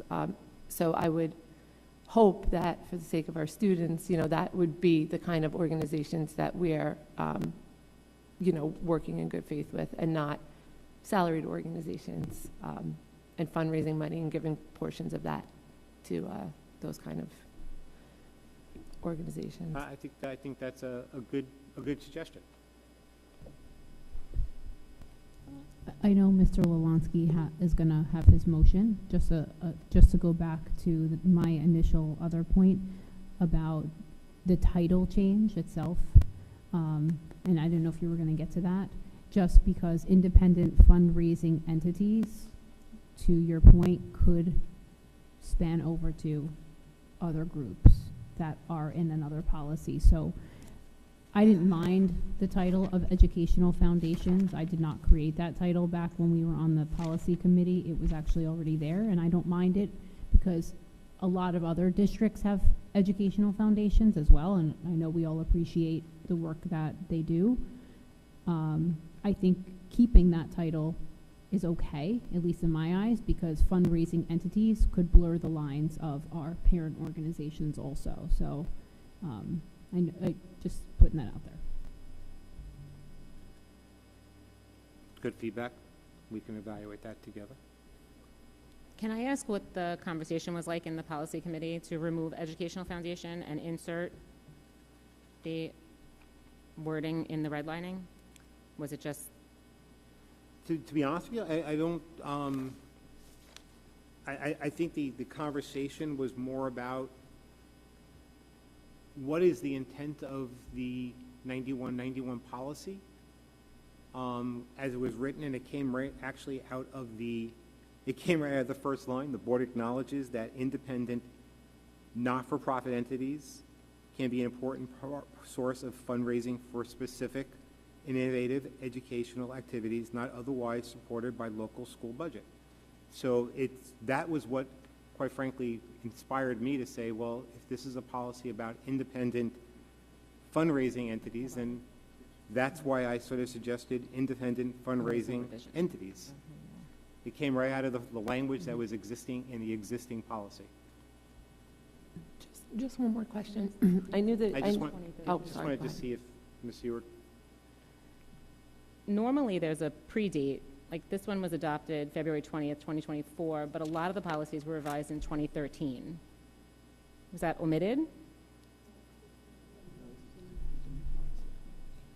So there was zero policy for 9191 in the past. We come up with the policy in 2020. I'm sorry, on the back, yes, the policy was created back when we put it out, when we Right. created it last time, and it was adopted February 20th, which is on the back of 24. No, that I see. Yeah.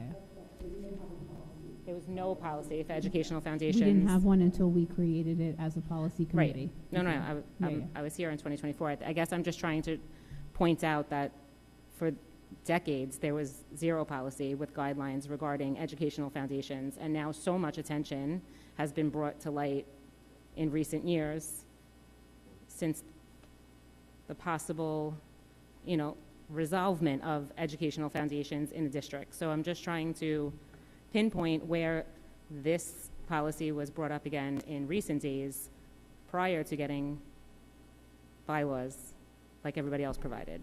It's just suspicious to me that all of a sudden 9191 is being revised. What is the motivation?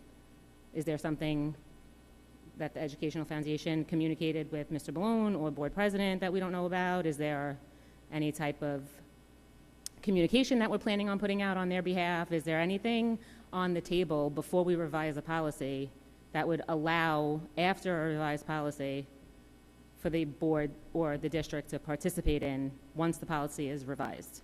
In light of transparency and being open and having an open dialogue, why the revision?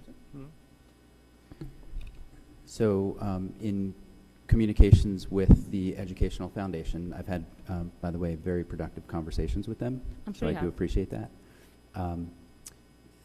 They had shared that when the policy was created, when was it, in February of 24,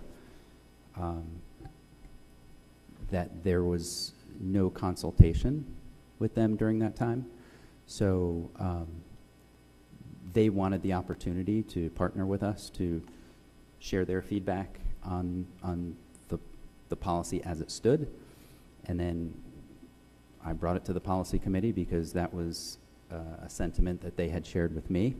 Respectfully, Mr. Malone, there was a lot I of just wanna communication say- surrounding the policy. We even had members just of the wanna MEF say- thank us for working with them. I just Give want to me ask mine, this one please. question, I'm sorry, as the chair of the policy committee for previous 2 can I- years. Can I just say one thing, please? On the consultation piece, I just want to make it very clear. There's consultation via email. There was consultation via Zoom meeting, where we were at Mrs. Bellomo's house, and the policy committee met there, and then the foundation was on camera, and so there was consultation. Whatever that meant, I don't know, but I do want to confirm that there was consultation, that then a member of the foundation was here present at the meeting, Thanking thanked us. us for making 90% of the changes that they had requested. The only change that we did not make was removal of the bylaws. So not to you, Mr. Bloom, because I know you were there on the committee. I just want to make sure that the community knows we tried our best to collaborate. Collaboration, to me, doesn't mean 100% of everything that's requested, right? We had to come to a level of agreement between the two, and that's where we then drafted that policy. No disrespect to anybody, I just want to make sure we clarify, at least my assumption was those meetings were collaboration. So I could be wrong, but we had multiple discussions and there were emails as well. That's So how I just remember it wanted as to well. We clarify. even, Let me just say two things, and Mhm. this is all I have to say. Can I just want to be respectful of the fact that Mr. Balone did not have a chance to finish. Oh, sorry. So, but you No, go ahead, and then I'll give okay. So I'm trying to figure out where I left off. what was the reason brought it to the behind the policy. policy Yeah. change? Is there, Well, I know are the they reason. requesting communication? The reason behind it, but let me be clear. I was part of those conversations, but there were additional conversations that took place as, you know, we had a good year with the Harlem Wizards, with the Marlboro Educational Foundation, and they started reaching out more and sharing some of their feelings, kind of reflecting on a very successful year. So it was incumbent upon me to bring to the policy committee some of the additional concerns that were still some sticking points on their side. So I had multiple conversations with the Marlboro Educational Foundation, 3 individuals in that organization, and came back to the policy committee, shared some of the concerns on their end, shared then the feedback from the policy committee in my multiple meetings with the Marlboro Educational Foundation, and we're at this point of first read. So that's to answer your question, how did we get here again? That's how. We opened lines of communication. We started talking and having productive meetings. Obviously, you know, trying to meet in the middle, right? Not giving, they didn't get everything they wanted, and here we are. This is where we got to in terms of our first read. Again, it is a first read. So there's no flyer they're requesting to send out. There's no advertisement of any fundraising efforts, because I know the Wizards flyer was like a hot topic. There's no other fundraising efforts. You mean the Wizards Like flyer this year? upcoming- I think you meant in a previous year, not this year, with the flyers. No, I'm just wondering why these changes are being made if there was such a successful year with the MEF as the policies stayed this way. It was revised, it was adopted, and they had a successful year. So why the revisions now? Is there change coming? Like, I've just never heard of a policy being written around a donations requests. Like, this is our district. We write the policies. We're a policy writing board. So if everybody came to the board and said, I have a problem with this policy because I don't want to give you my bylaws, and so you need to change it so I don't have to give you my bylaws, then we would give the control to everyone else, even though we were elected to have this position and write these policies. So if everyone came to you and said, hey, I don't like the way the verbiage is in this policy, go to the board and change it, are we gonna follow suit for every other entity? Or is it just to answer for your this question, one? they came to me with additional feedback, and it was my responsibility to go to the policy committee, and that's where we are. So I'll add 2 things. This is my 2 cents. Number 1 is we are elected to develop policy in consultation with the people it affects, the organizations it affects. It's number C in the Code of Ethics we all sign off on. So if any organization comes to us and says, I want to relook at our policies, we are obligated to do that under a Code of Ethics that we are elected to uphold. So that's number 1. Number 2, that did not happen last year. I distinctly remember the president of MEF walking in here and saying, not like this, guys. Where did this policy come from? We were not consulted on this on first read. I voted no against that policy distinctly for that reason, because I felt we should do it in collaboration, and now we are. So I don't understand why this is becoming. Number 2, I think educational foundations or fundraising entities or nonprofits are distinct organizations from PTOs and PTAs. They exist for 2 totally different reasons.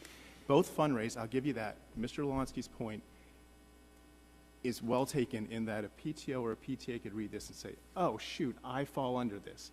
That shouldn't be the case. So that language maybe needs clarified, which is why we have a second reading.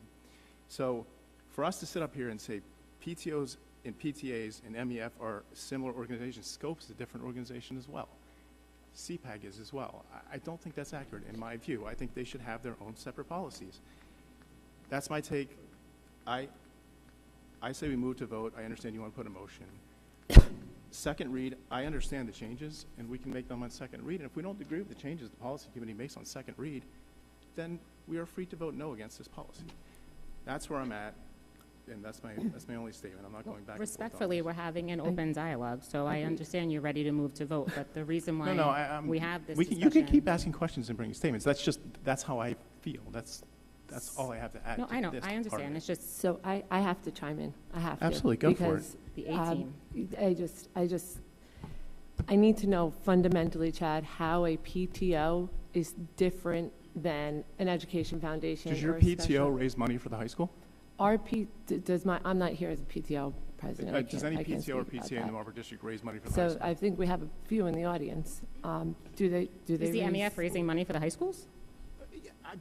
They could. They are an independent educational I foundation. don't They understand. operate So solely for. did Marlboro High School send out the Harlem Wizards flyers and everything? I don't know. I'm not in Okay, charge of so, but communications you're for the MEF. bringing it up at a meeting.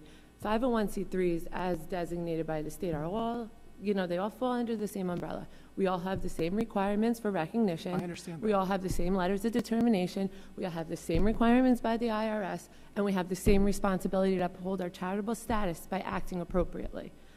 Every PTO, from what I've been told or what I know, was required to submit these documentations. Every PTA and PTO had no problem doing so. If they didn't, for whatever reason, the secretaries of the school were called, additional members were called, and they were told that they would not be recognized if they didn't submit the documentation. However, we're talking about a different organization who said we're not going to submit them, and then alternate routes were taken, but that's not compliance with a policy. So with that being said, I would like to know, if you're having these ongoing conversations, what the feedback is of why a nonprofit wouldn't want a publicly available document like bylaws given to the person that or the district that they're benefiting. This has nothing to do with organization A, B, C, D, E, or F, but I take a real issue with you taking the heart of our schools, which is PTOs and PTAs. Those parents donate thousands of hours, time, and hundreds of thousands of dollars to our schools. When And did I for ever you to disparage say- PTO or And for PTA? you to come here and say that PTOs and PTAs should fall by different rules, it's ludicrous, and I just have to say it. I stand by what I said. They are different. They have different functions. They are different organizations. I've never disparaged a PTO or PTA. My wife served on them for years. They are one of the most valuable organizations in our school and directly connected to our school. So don't say I would ever disparage them or ever talk badly about them. That's just insulting. Then You did not you change should my have mind. no reason. They're distinct organizations. That's a fact. But then you should have there should be no delineation between PTOs, PTAs, and other fundraising entities. They're all 501c3s. They're all designated the same. There's a lot of 501(c)(3)s in the state. There's healthcare 501(c)(3)s. There's a Absolutely. ton of 501(c)(3)s. Absolutely. If we start bringing in nonprofit healthcare people If you to start see our- bringing in they should nonprofit be a different healthcare, we'll have a policy. whole different issue on our hands. Like, it just makes no sense in my mind. Agree on it. Let's just agree to disagree. All right. Thank you. Ms. Gandhi. So the MEF and PTAs differ in their purpose and mission, their fundraising scope, their governance and leadership, and for that reason, they're two different entities. A PTO can only raise funds for that specific. That is not true. You are lying. We raise funds for other organizations as well that share the same mission. I just don't think it's appropriate to lie. I know, but let her finish, then you can respond, please.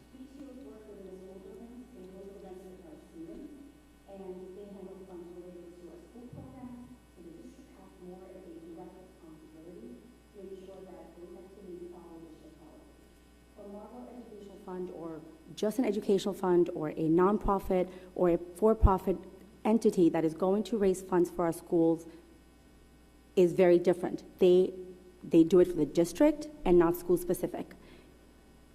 A PTO can't exist without a school. An educational foundation can. you can't exist without a school district. And on top of that, you really should educate yourself on what PTAs and PTOs do, because we share missions with communities that align with us. Just for instance, a PTO this year in this district that you're the liaison for donated money to disaster relief funds for children in California, and also to our very own Marlboro Township Police Department for their K-9 unit.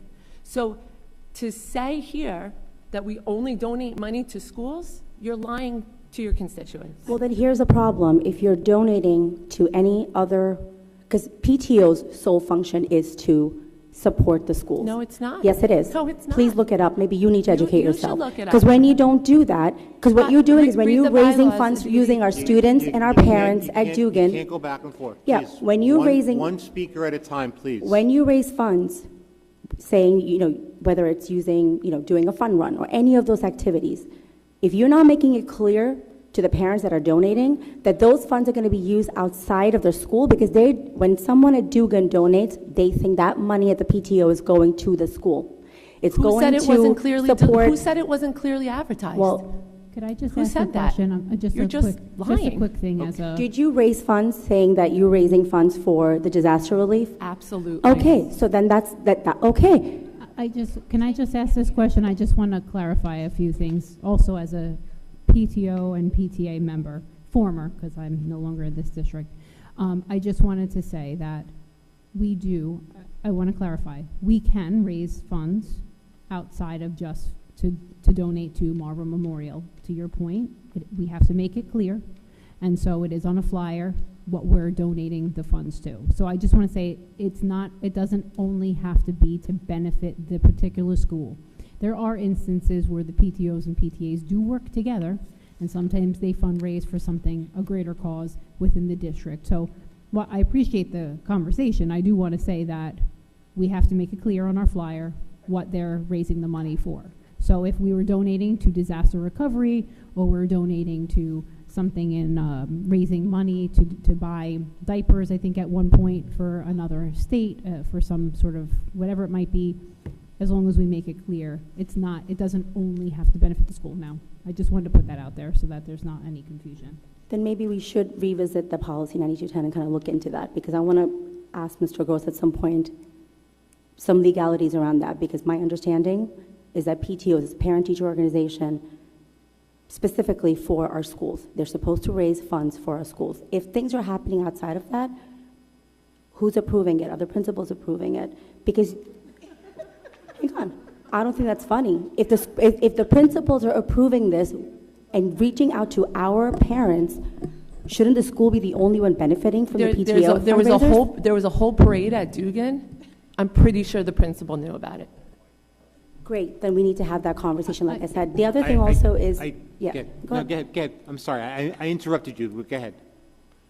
So I appreciate the conversation, and actually I appreciate the open discussion. I think it's good and it's healthy. And, there's differences of opinion, and that's important.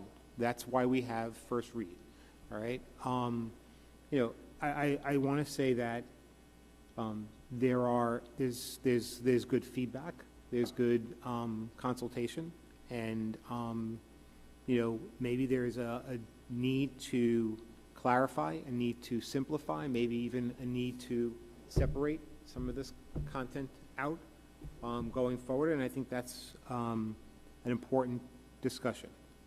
I would like to say that there is a second motion that has not been seconded yet. Mr. Lolansky put a motion on the... I second it.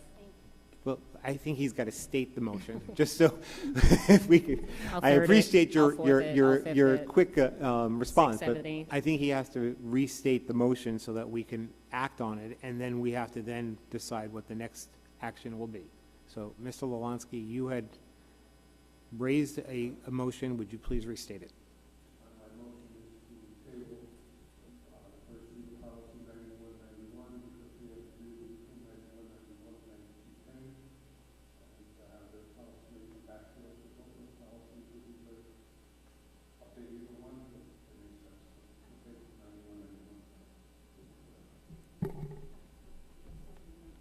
That's not on the. We're only. agenda. Okay, and you're not addressing the other policy on the chronic absenteeism, just 9191 for clarity purposes. Okay. Ms. Seward? Oh, I second that. Thank you. Okay, so now we have two motions on the floor. Let's do the first motion, which is the motion to table. All in favor? Well, actually, no, you have to do a roll call. Okay. Okay, this is for the motion to pull policy 9191.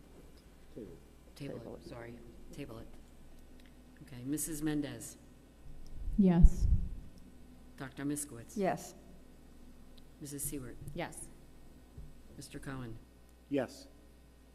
Mrs. Bellomo, Yes. Mrs. Carraro, Yes. Mrs. Gandhi.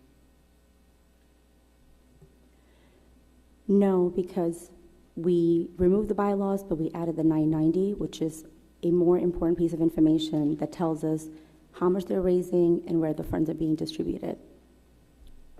Thank you. Mr. Hyatt Abstain. and Mr. Lolansky. Okay, motion passes. Back to the original motion. The original motion was for 9191 to be, Just the original motion now is just for 5,200. oh, for the, well, right. 9191. 9191 has been tabled, so we're going back to the original motion, which is now to address policy 5200. First read.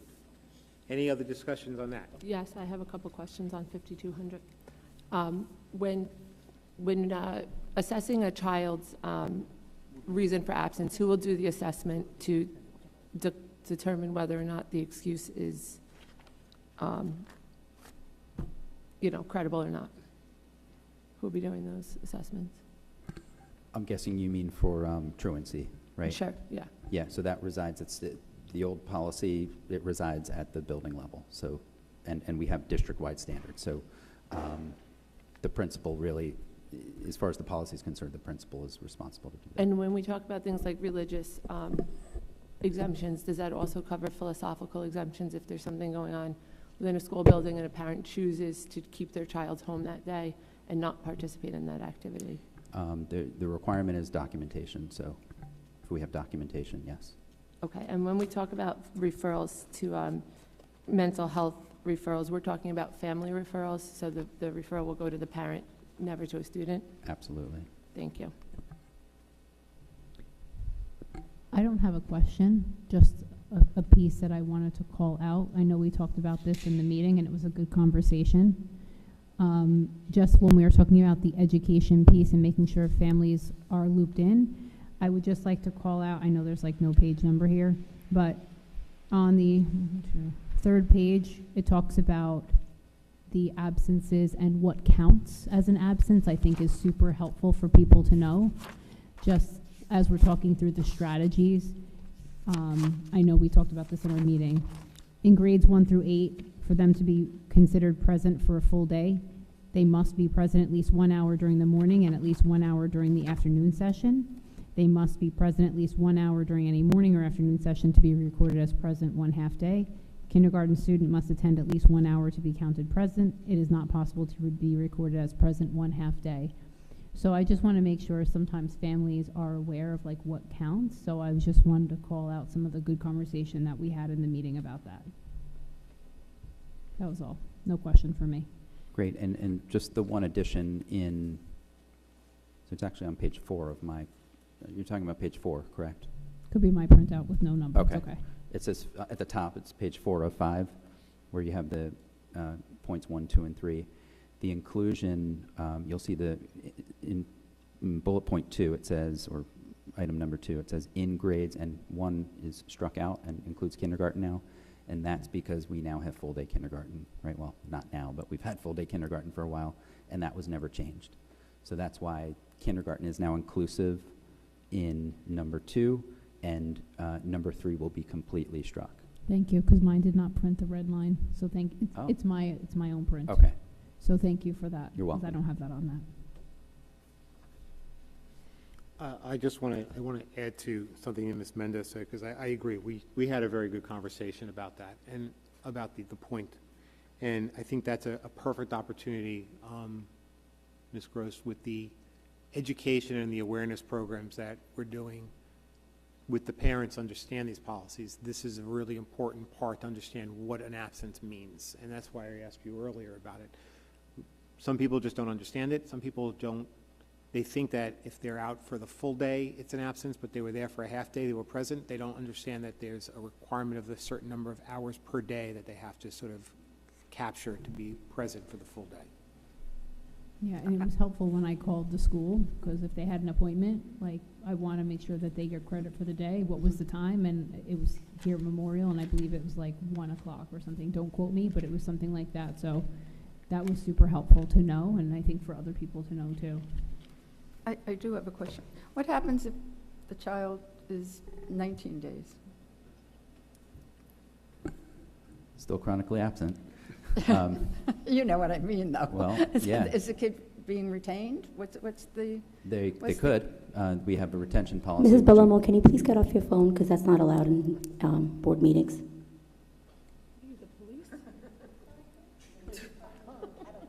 Dr. Miskowitz. My child is texting me. Dr. Miskowitz, we do have a retention policy that addresses that, so the child may be retained. It doesn't say will They or shall, yeah, okay. but maybe. Yeah. Mr. Ballone, what will the form look like for the beginning of the school year, required forms about the chronic absenteeism? Can we maybe do a little more of a user-friendly, bulleted, you know, this is a minimum requirement, this is how many hours the child needs to be in school? Like, maybe let's just do third grade communication when it comes to that form, because I have been guilty of just like clicking my way through those files. I just want to make sure that maybe we could do some type of communication or parent academy regarding absenteeism. I think it's a good idea. Similar to, so we'll still include the full policy, right, so parents could see it, but similar to what we do for our health opt-outs, right, we kind of put it front and center. So we could certainly do that. Mrs. Gross can, we'll put something together. We'll share it with the board before it goes in August, and I think it's a good idea because it's of that, you know, it's of the utmost importance that parents understand it. You know, just something very simple to understand, because I think I it's was a good under the idea. assumption that a doctor's note was an excused absence, so Mhm. I'm guilty of that, and I too have received the letter. So I just want to make sure that Yeah. parents understand, you know, a You're not the only child's- one. Yeah. I think that's part of, that's Oh, yeah, no, a I don't big feel bad portion about of our it. problem. I just, I'm, you know, admitting my vulnerability. And just to add to that, that's why we also cleared up the policy writing. Like, it doesn't say excused versus unexcused, because that was the confusing part. So we really give like a good description. Yeah, I'm just saying, because I was in the same boat. I appreciate the policy Yeah. work. I just, Yeah. if I wasn't involved and invested, I wouldn't be watching this meeting. And that came up, in conversation I'm for, just saying. We that asked came up- 700 people for a survey, we got 100. So I think the same thing is happening as far as these meetings go. That came up a lot during the I- meeting, is that excused versus unexcused. Mhm. We talked a lot in the policy meeting about that, good conversation around it, of like, oh, that's right, it isn't, doctors don't excuse you. Yeah, but to Ms. Jankowski's point, I also am in support of some type of, you know, penalty. You know, maybe not to the extent of taking away coaching, but I'm on the same page as her. If my child needed help and I knew that there was a chronically absent child that was getting help instead of my child who's there every day and needs the help, so maybe some type of penalty system. You know, my kids go to private school and they get fined if they get caught with their phone. Same thing is happening at Marlboro High School. They're starting to fine the students for breaking rules and breaking policy, and nothing speaks louder than hitting their pockets. So maybe not specifically a monetary fine if your child is chronically ill. Obviously, there has to be exceptions, but if you're, you know, I appreciate the incentives that are being worked on and the brainstorming, but maybe just something to consider next time you roundtable of taking away privilege, taking away walking, taking away class trips, things like that, that are privileges. Yeah, we're going to continue the brainstorming sessions, Yeah. work with the principals. It's already on our agenda for our kickoff meeting in August. trust you will. Thank And we'll you. come back, as Ms. Scani said, we'll come back with kind of like an interim update on where we are. Just two comments. The survey response numbers, I went back and I looked at them because I agree, you know. First, I mean, my first reaction is that, you know, a 15 to 20% response to a survey is actually not so bad. I don't know what our normal response rate would be here in this school or in the district, but my first reaction was, that's not usually that bad of a response rate. But what's interesting is that using the 700 number as a ballpark number, right? So 108 responses is roughly about, let's say, 17%. Total students who were actually considered to be chronically absent during the period of time was 18.4 of the school population. So when you think about the percentage of parents that potentially responded, those are the ones that are probably responded that were in that chronic absenteeism. That's an assumption, and I understand. I know it's an but I think assumption. if you ask Mr. Balone and if you ask Ms. Gross, a lot of their data is a little skewed by lack of participation. I think you had a little bit of a hard time with the original Survey Monkey regarding the Marlboro student incentive. So like, it's just, people don't want to do any more work than they're already doing. I think it's just the chronic laziness of the society that we're living in. You see a survey from school, it's going to take you 10 minutes. I'm not doing that. Yeah. It's an assumption, but interestingly enough, the numbers for Robertsville were similar. They were about 20%. Okay, I was just giving a suggestion. That was just, you know, it was the coincidental or Yeah. not. I just went to look at it because you questioned it. The question we have to ask is it statistically significant? I'm not a statistician, I can't answer No, that. I'm neither. But based on my experience in market research, it's sort of statistically significant. Okay. That said, there's a lot of bias in that because the people that respond are the proactive people and those sort of things, but it's a fair point. I was surprised we got that many, to be honest. We also had a conversation when we were talking about this, about the linkage between the chronic absenteeism and the retention policy. And, you know, the retention policy says it's based upon, you know, the successful attendance of school. So there is a good connection there. We just have to decide whether or not we want to, and maybe we have to go back and look at the retention policy and Listen, gone are the days of and perfect see. attendance. Interestingly so enough, in other states, whatever. chronic absenteeism triggers referrals to child welfare agencies. There's some states that take it really seriously. So, all right, any other comments or questions or statements on 5200? All right, let's do a roll call. Clarifying, Chris, that we're voting on Voting on the We are 5200. only just for clarity, we're only voting on policy 5200, which is the attendance, the chronic absence attendance policy. Okay. Dr. First read. Oh, sorry. Dr. Miskowitz. Yes. Mrs. Seward. Yes. Mr. Cohen. Yes. Mrs. Belomo. Yes. Mrs. Carraro. Yes. Mrs. Gandhi. Yes. Mr. Hyatt. Yes. Mr. Lolansky. Mrs. Mendez. Yes. Thank you. Okay, next up is liaison reports. I am not aware of anyone who may have liaison reports, but I will let, I have Yep, two. I have. so, I'm sorry, I've got, all right. I so- have Freehold Regional and Early Learning Center. All right, is anyone on this side? You do too? All right, so I'm just going to go up the table rather than, so I'll start with Ms. Belomo, then Ms. Dolansky, then Ms. Seward, and then Ms. Mendez. So first, I'll read CPAG. Thank you to Angie and Robin for preparing this for me. CPAG is again celebrating the Americans with Disabilities Act and Disability Pride Month in July in ESY. In collaboration with Special Services, CPAG will be acknowledging diversity while hosting Spirit Days during the last week of July.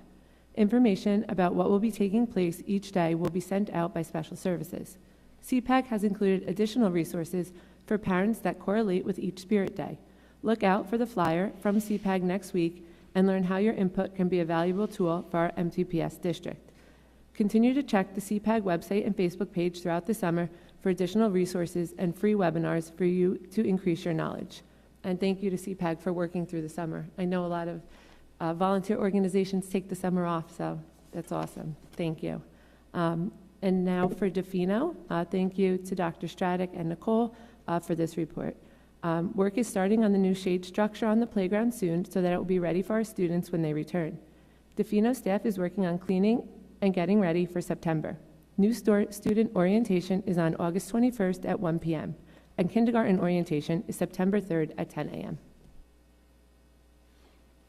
Thank you. Mr. Lolansky? Thank you to Ms. Franco from the township.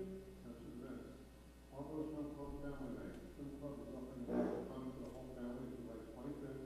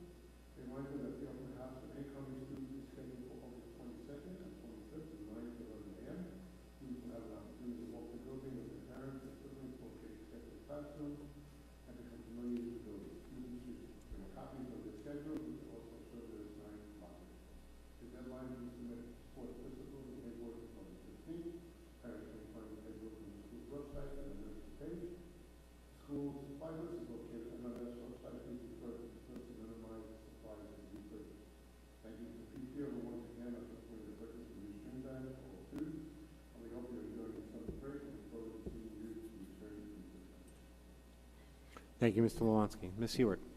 I have an update from Michael Messinger for Freehold Regional. They had their meeting on Thursday, July 17th. The district had 2,621 graduates in the class of 2025, 467 of them from Marlboro High School.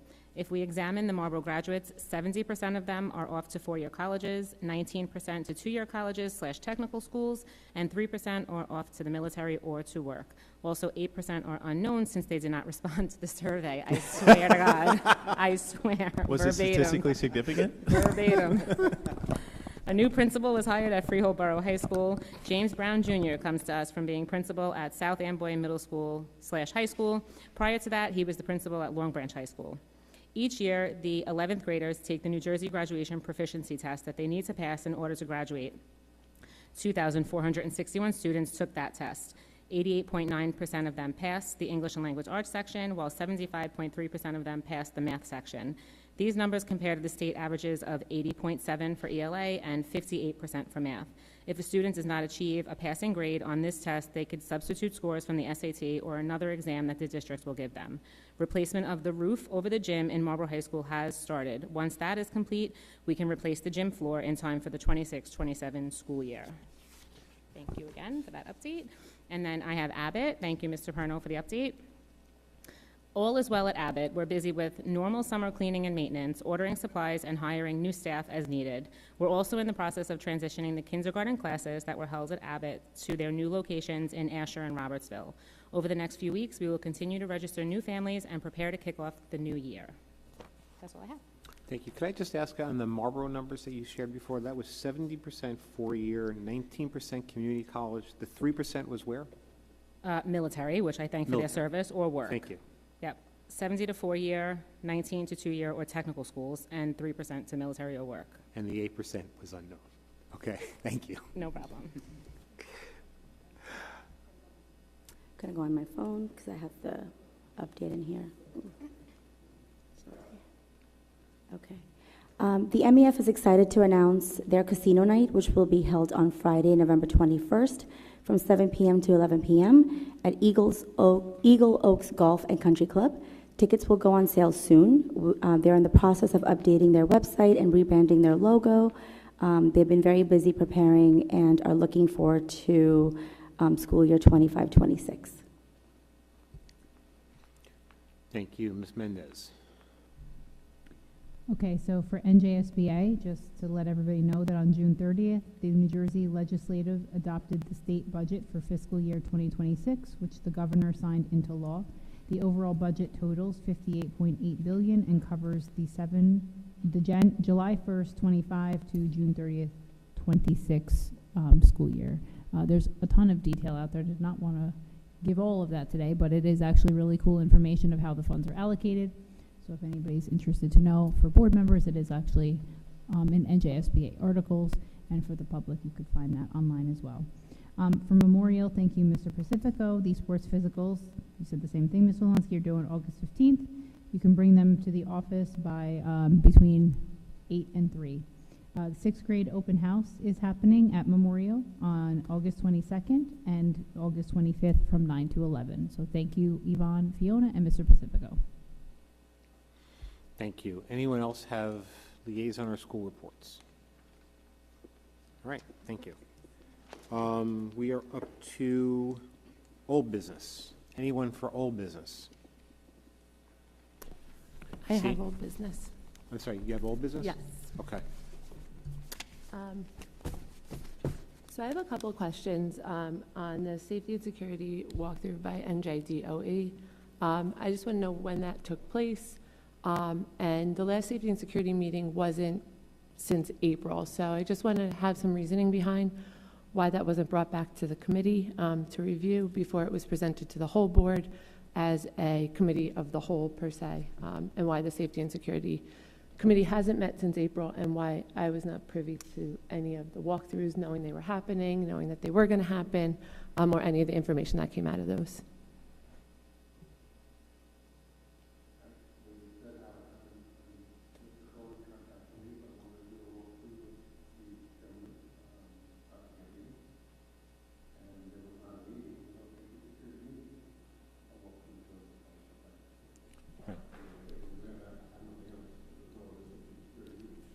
And working back from that, the initial request came from the superintendent, who said, we have this opportunity. We would like to have a board representative available. And I asked Mr. Lolansky to be that board representative. It had nothing to do with the Safety and Security Committee. It was his experience and longstanding with the security structure of the school district, and his experience prior to being on the when he was on the board as president during the Sandy Hook tragedy. That he had a lot of background and experience here, so I thought that he would represent the school district and the board very well. Absolutely, I couldn't agree more. I just would like to know why that information wasn't brought back to Safety and Security meeting. I found out, serving on the Safety and Security, I found out any and all recommendations tonight instead of at a Safety and Security meeting, and it's to my knowledge that this meeting took place several months ago. So I would have thought that the purpose of the Safety and Security Committee is to review safety and security issues in our schools, but yet we haven't met since April. These walkthroughs happen, and none of the feedback was reviewed as a committee before it was presented to the whole board like is done on every single other committee. So I just was looking for some clarity on that change of process. I don't know if there was a change of process, but I don't know, and I'm not sure, I'll defer to Mr. Lolansky on whether or not there was a need for a security committee meeting.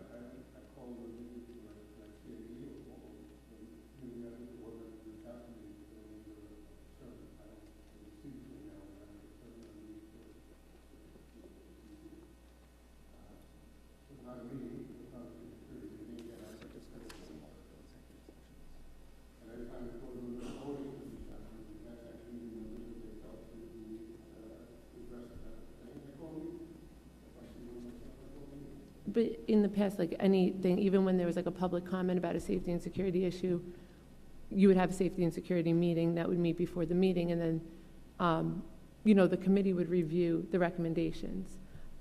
So like I said, I've never seen it done where there's a safety and security, briefing of the, whatever it is, and then it's not brought back to the committee to discuss before it's brought before the whole board. It's a change in process that I haven't seen over 2 years. So I was just wondering why, because I do believe that I was the only member not privy to seeing that stuff of the Safety and Security Committee. So I was just trying to understand. Sure.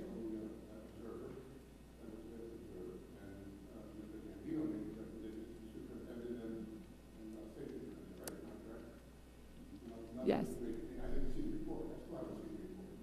But like just taking, for instance, policy, and I'm just trying to explain where I'm coming from. I appreciate you. I just think that, we had just said that an organization came to you, and it was your job to bring it back to the policy committee. So recommendations were made to you. So I would have assumed there would have been a safety and security meeting, again, since April, seeing that we had security walkthroughs, our director of security was involved, our chair of security was involved. I would have assumed that that information would culminate in a meeting with a committee that has been designated and tasked with the safety and security of our schools before it was brought to the board as a whole. We actually brought it to several executive sessions, so we decided that it was going to happen there. So.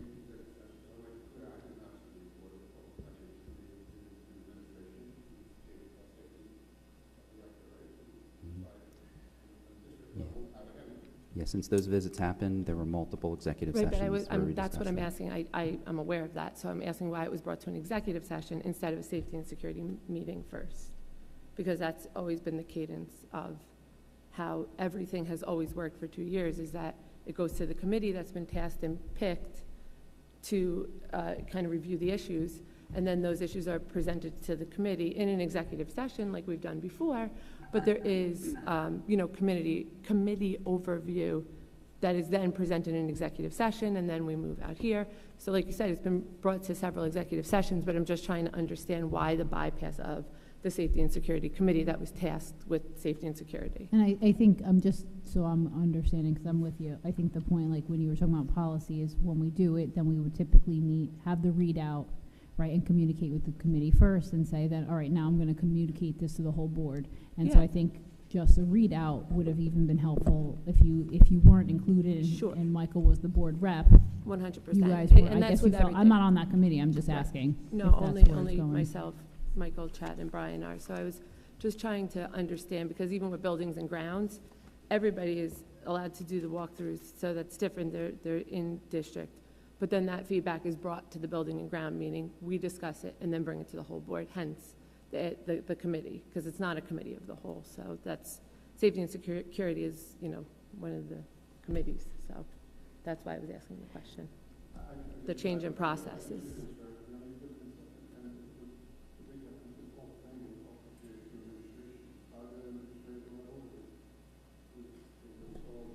Right, that's the purpose of the committees, is the liaison with the superintendent. It comes to the committee, and we bring it to the full board. That's the way it's been since I've been involved in Board of Education or meetings. So that's why I was just asking for clarification on the diversion from normal process. This is not the normal process of what we would see, and I was alarmed to learn about it at the same time that the whole rest of the board and even the public had learned about the walkthroughs. I did not know that they even happened. So I was concerned because I am a listed member of that committee.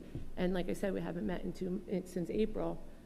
So I found it alarming that this wasn't brought to the committee level and we didn't follow the same processes that are outlined in our policies and bylaws for committee procedures.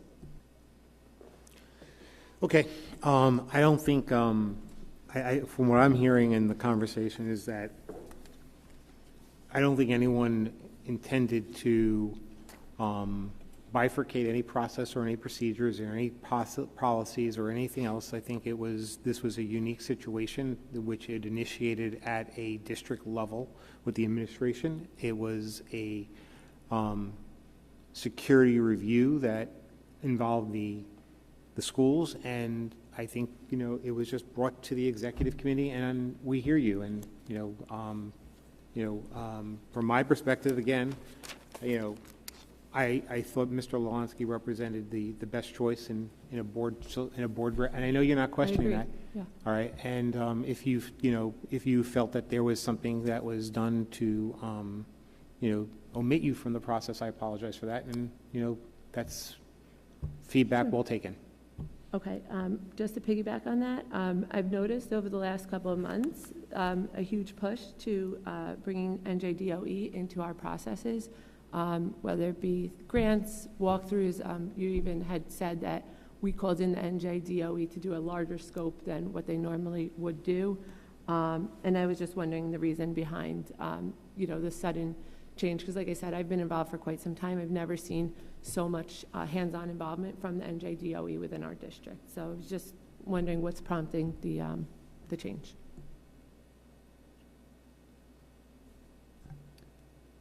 So late March, I received an email from Dr. Gambino, and his offer to me was, actually he requested that I call him. So I called him.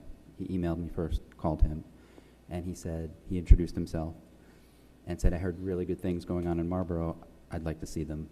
I travel throughout the state. I'd like to come in, and I'm sure I can find some things to help you.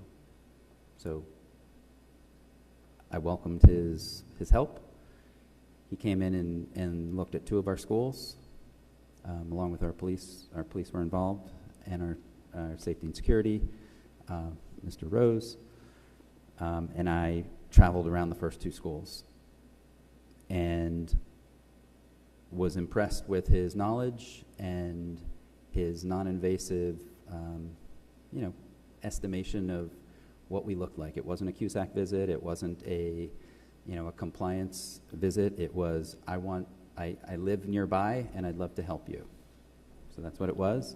And then I prompted the other 6 schools to be looked at because I wanted to ensure that we had consistency across our schools. Yeah, I wasn't just talking about this one. And that did prove that we did have consistency. Sure. Any other NJDOE involvement? I'm not quite sure what you mean. I mean, we do have grants that come through. But there's been several instances where I'm seeing things on the agenda that are NJDOE dictated, and I was just wondering why, they're being brought in so much, and the move more towards the State Department of Education oversight than just local decisions on behalf of the Board of Ed. What So are I some was other, just so I can talk about some of those other issues? There was a couple other things. I noticed, like you had mentioned, the grants, Mrs. Colby had mentioned, as well as there was some guidance on curriculum that we had seen in past agendas. I don't remember which one.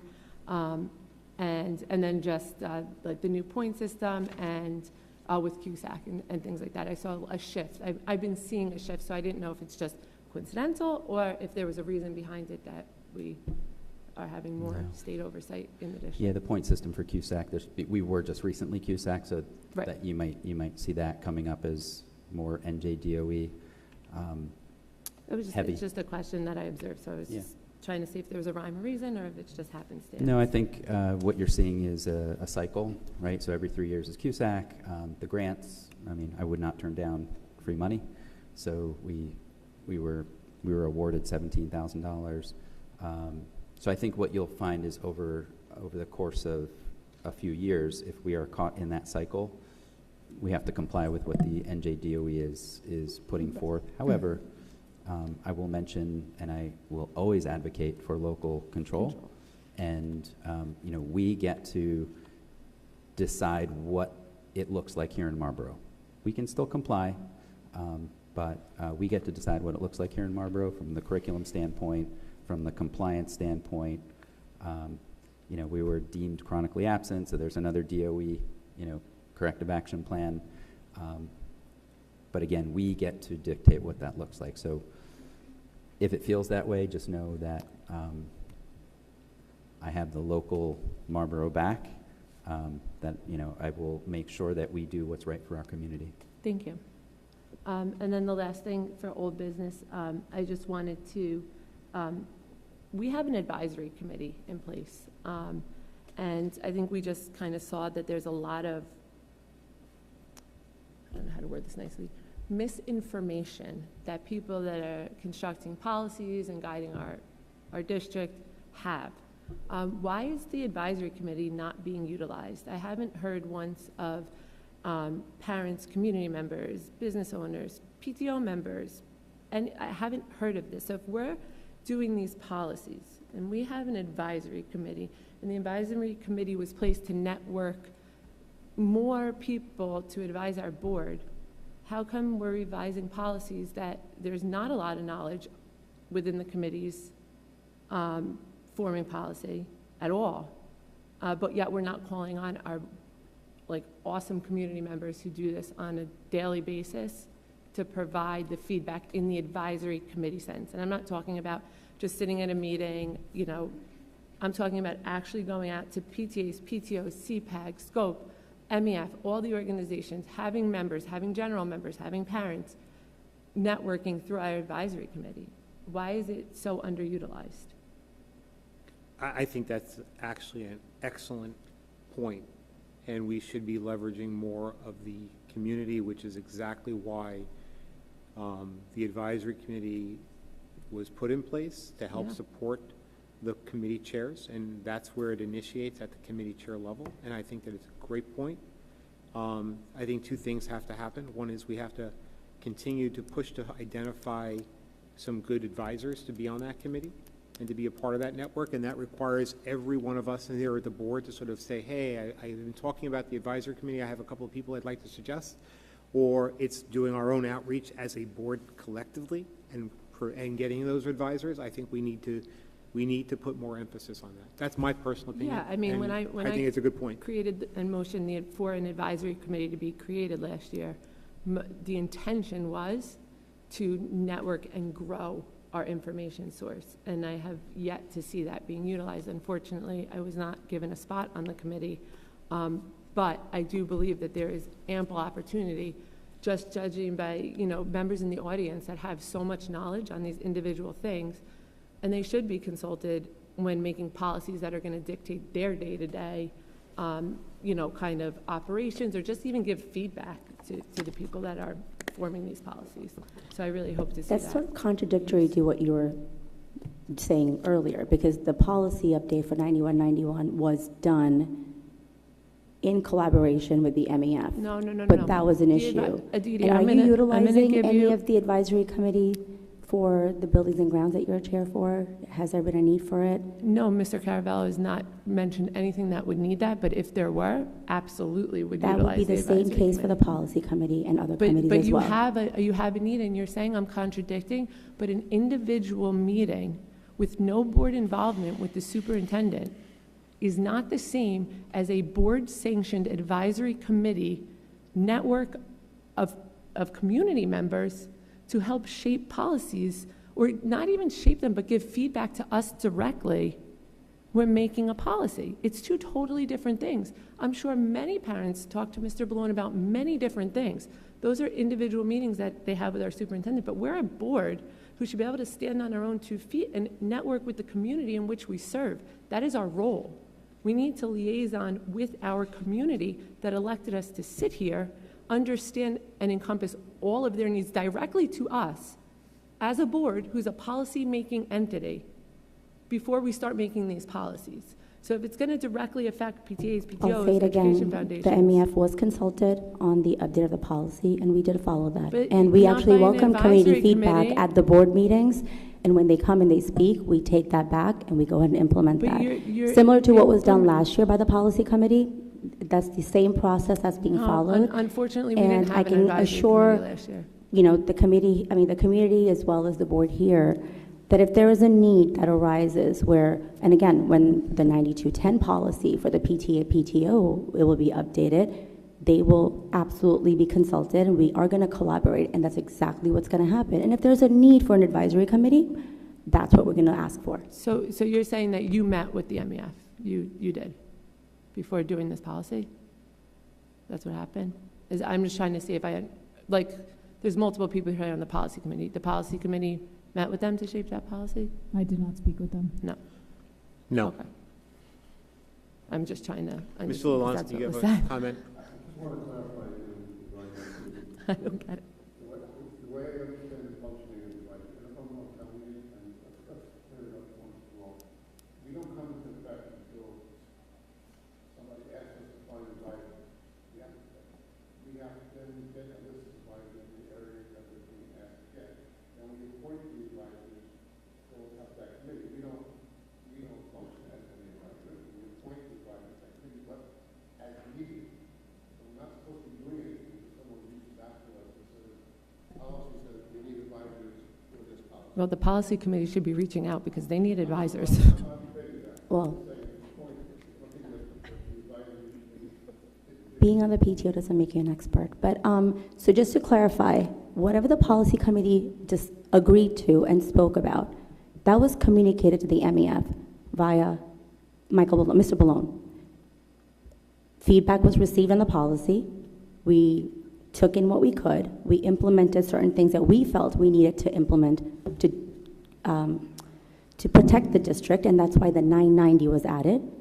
And that's a financial, that's giving us information. Maybe you should look up what the 990 is. It gives I you. file one every year. I know It what gives it is, you. but thank you. Great, then that is going to be added on. And I need to make it clear that just like last year, 9191 came up for first read and second read first, followed by the PTO policy 9210. That was our intent this year as well. We were going to update the 9191 policy and then get into 9210 when school starts again, speak to the PTO presidents, and then implement that policy. That was always the plan.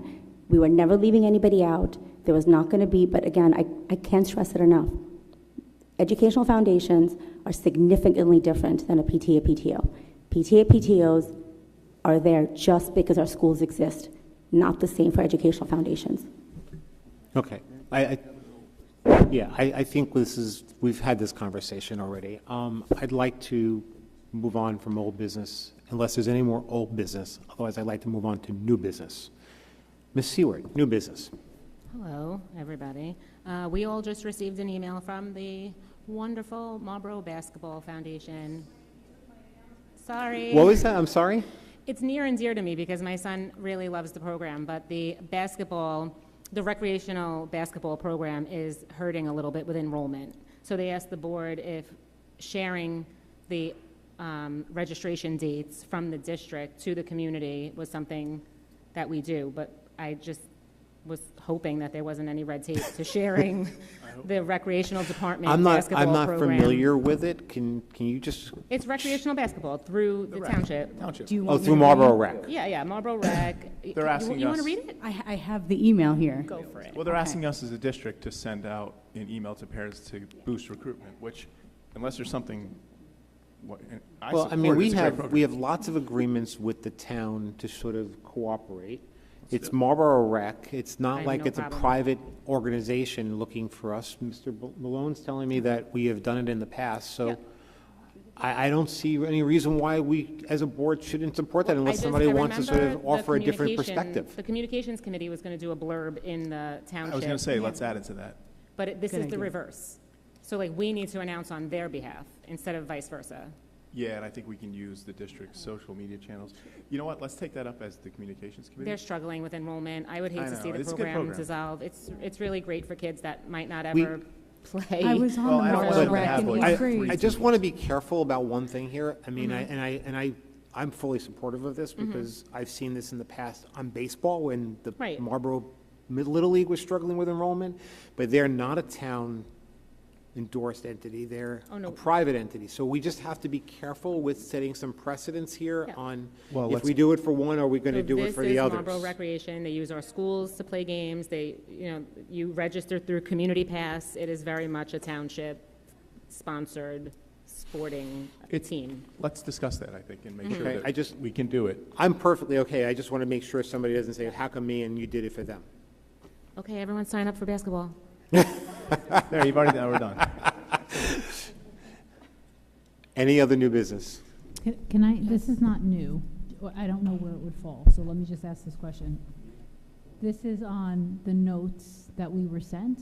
It's just some questions I had that I had. It's just in the back of our green notes about like AI and all of that. Could I ask them now? As long as it doesn't fall under anything, that would be. Confidential. exec session. It's not.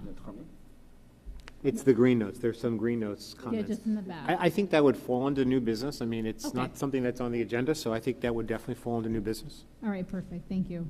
So, and first of all, I want to say thank you, because the update is great and super helpful to know where we stand on the AI update.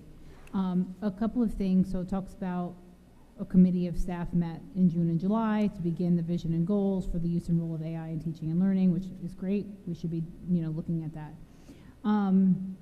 Okay, first thing says assisted in the development of a staff survey to inform the work of the committee. So just some question, and maybe this can come back to us later, so that's okay. What did that yield? Like, what were the results? What came out of that survey to inform the work of the committee? I'm not trying to manage it. I just want to know it's a good project. Where do we stand on that one? Because then it looks like someone or this group analyzed the results of the survey to draft the vision and goal statements, which we got the statement, thank you. So what did the results say? The other thing says that unpacked relevant research to discuss relevance to the task and continue to develop. What research was included? Like, what did we find from the research?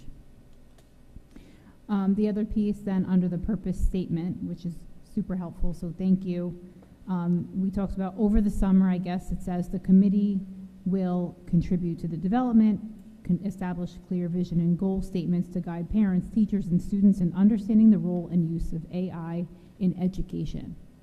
So my question is outside of this world here, one huge component that I interact or deal with is bringing AI to life, and so.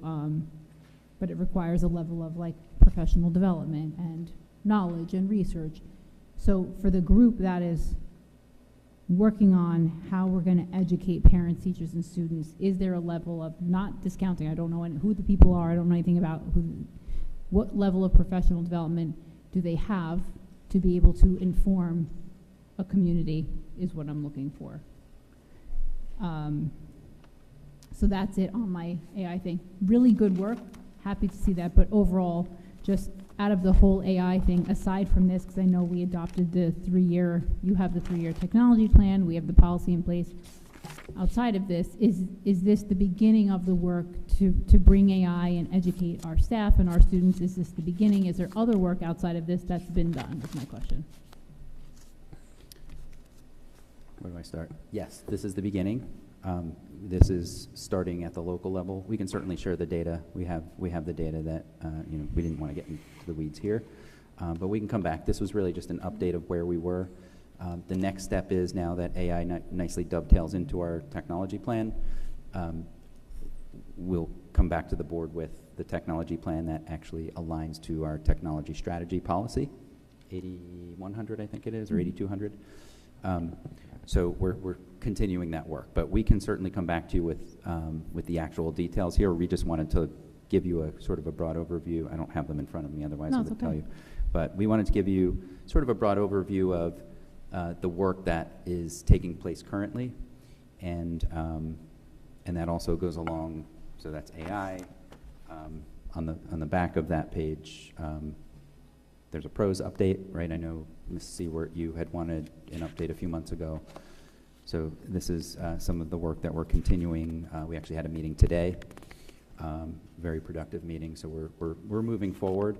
We're kind of in the spot where we're sort of in the middle of everything. So we'll have a lot more to come back to you in the coming months.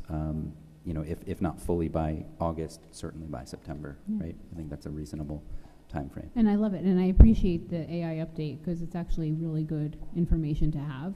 And so for me, I just like to know about it because technology is super important for our district. And so thank you for that.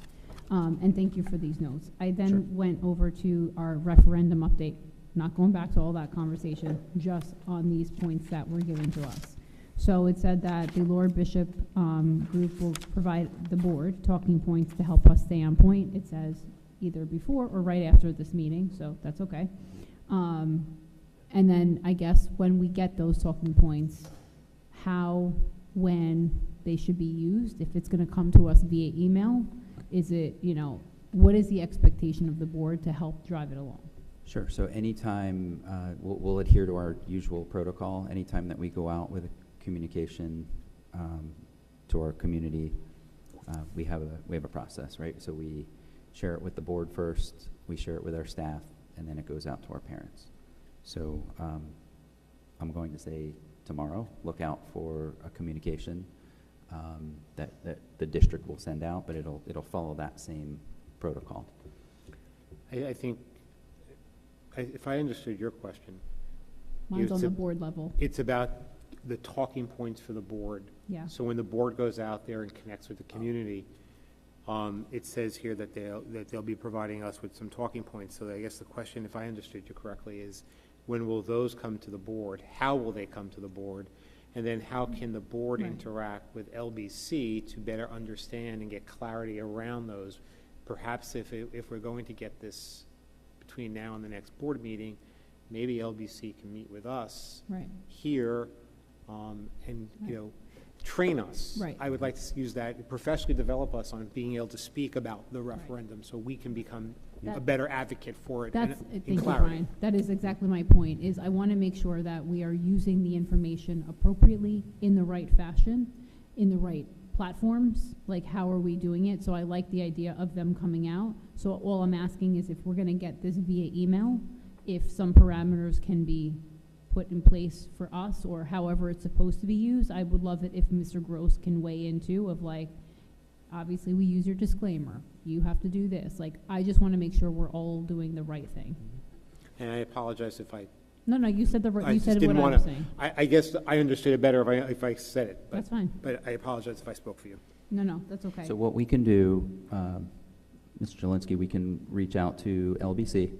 And so it looks like, shortly following this meeting, which will be tomorrow, we can even reach out to them tomorrow and figure out what that actually looks like from them and how those talking points interact with the board. And so we're all on the same page. Thank you so much. The other piece on that is the giveaways. So it says that they're going to research a few of the most promising ideas discussed in the July 8th, I guess, the July 8th meeting that you all had with them, whomever was present for that, with an eye toward delivery in advance of Marlboro Day for September 7th.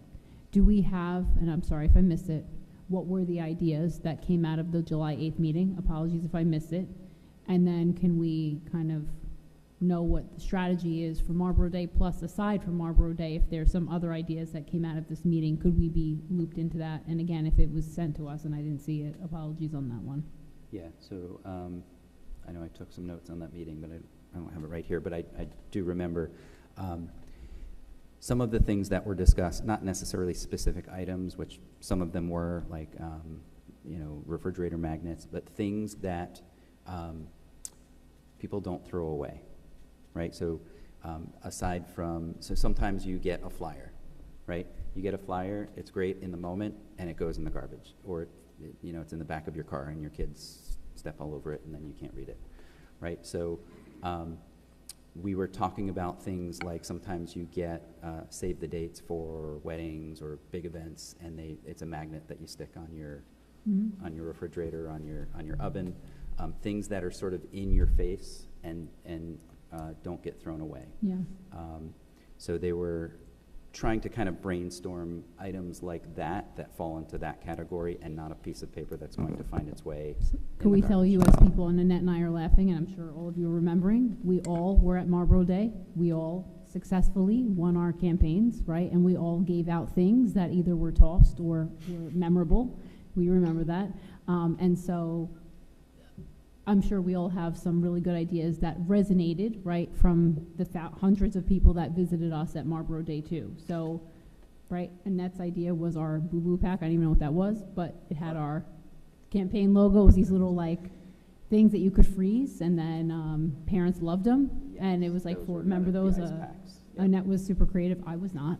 But anyway, so I know people gave out different things. So I would just say, just asking, could we have a little more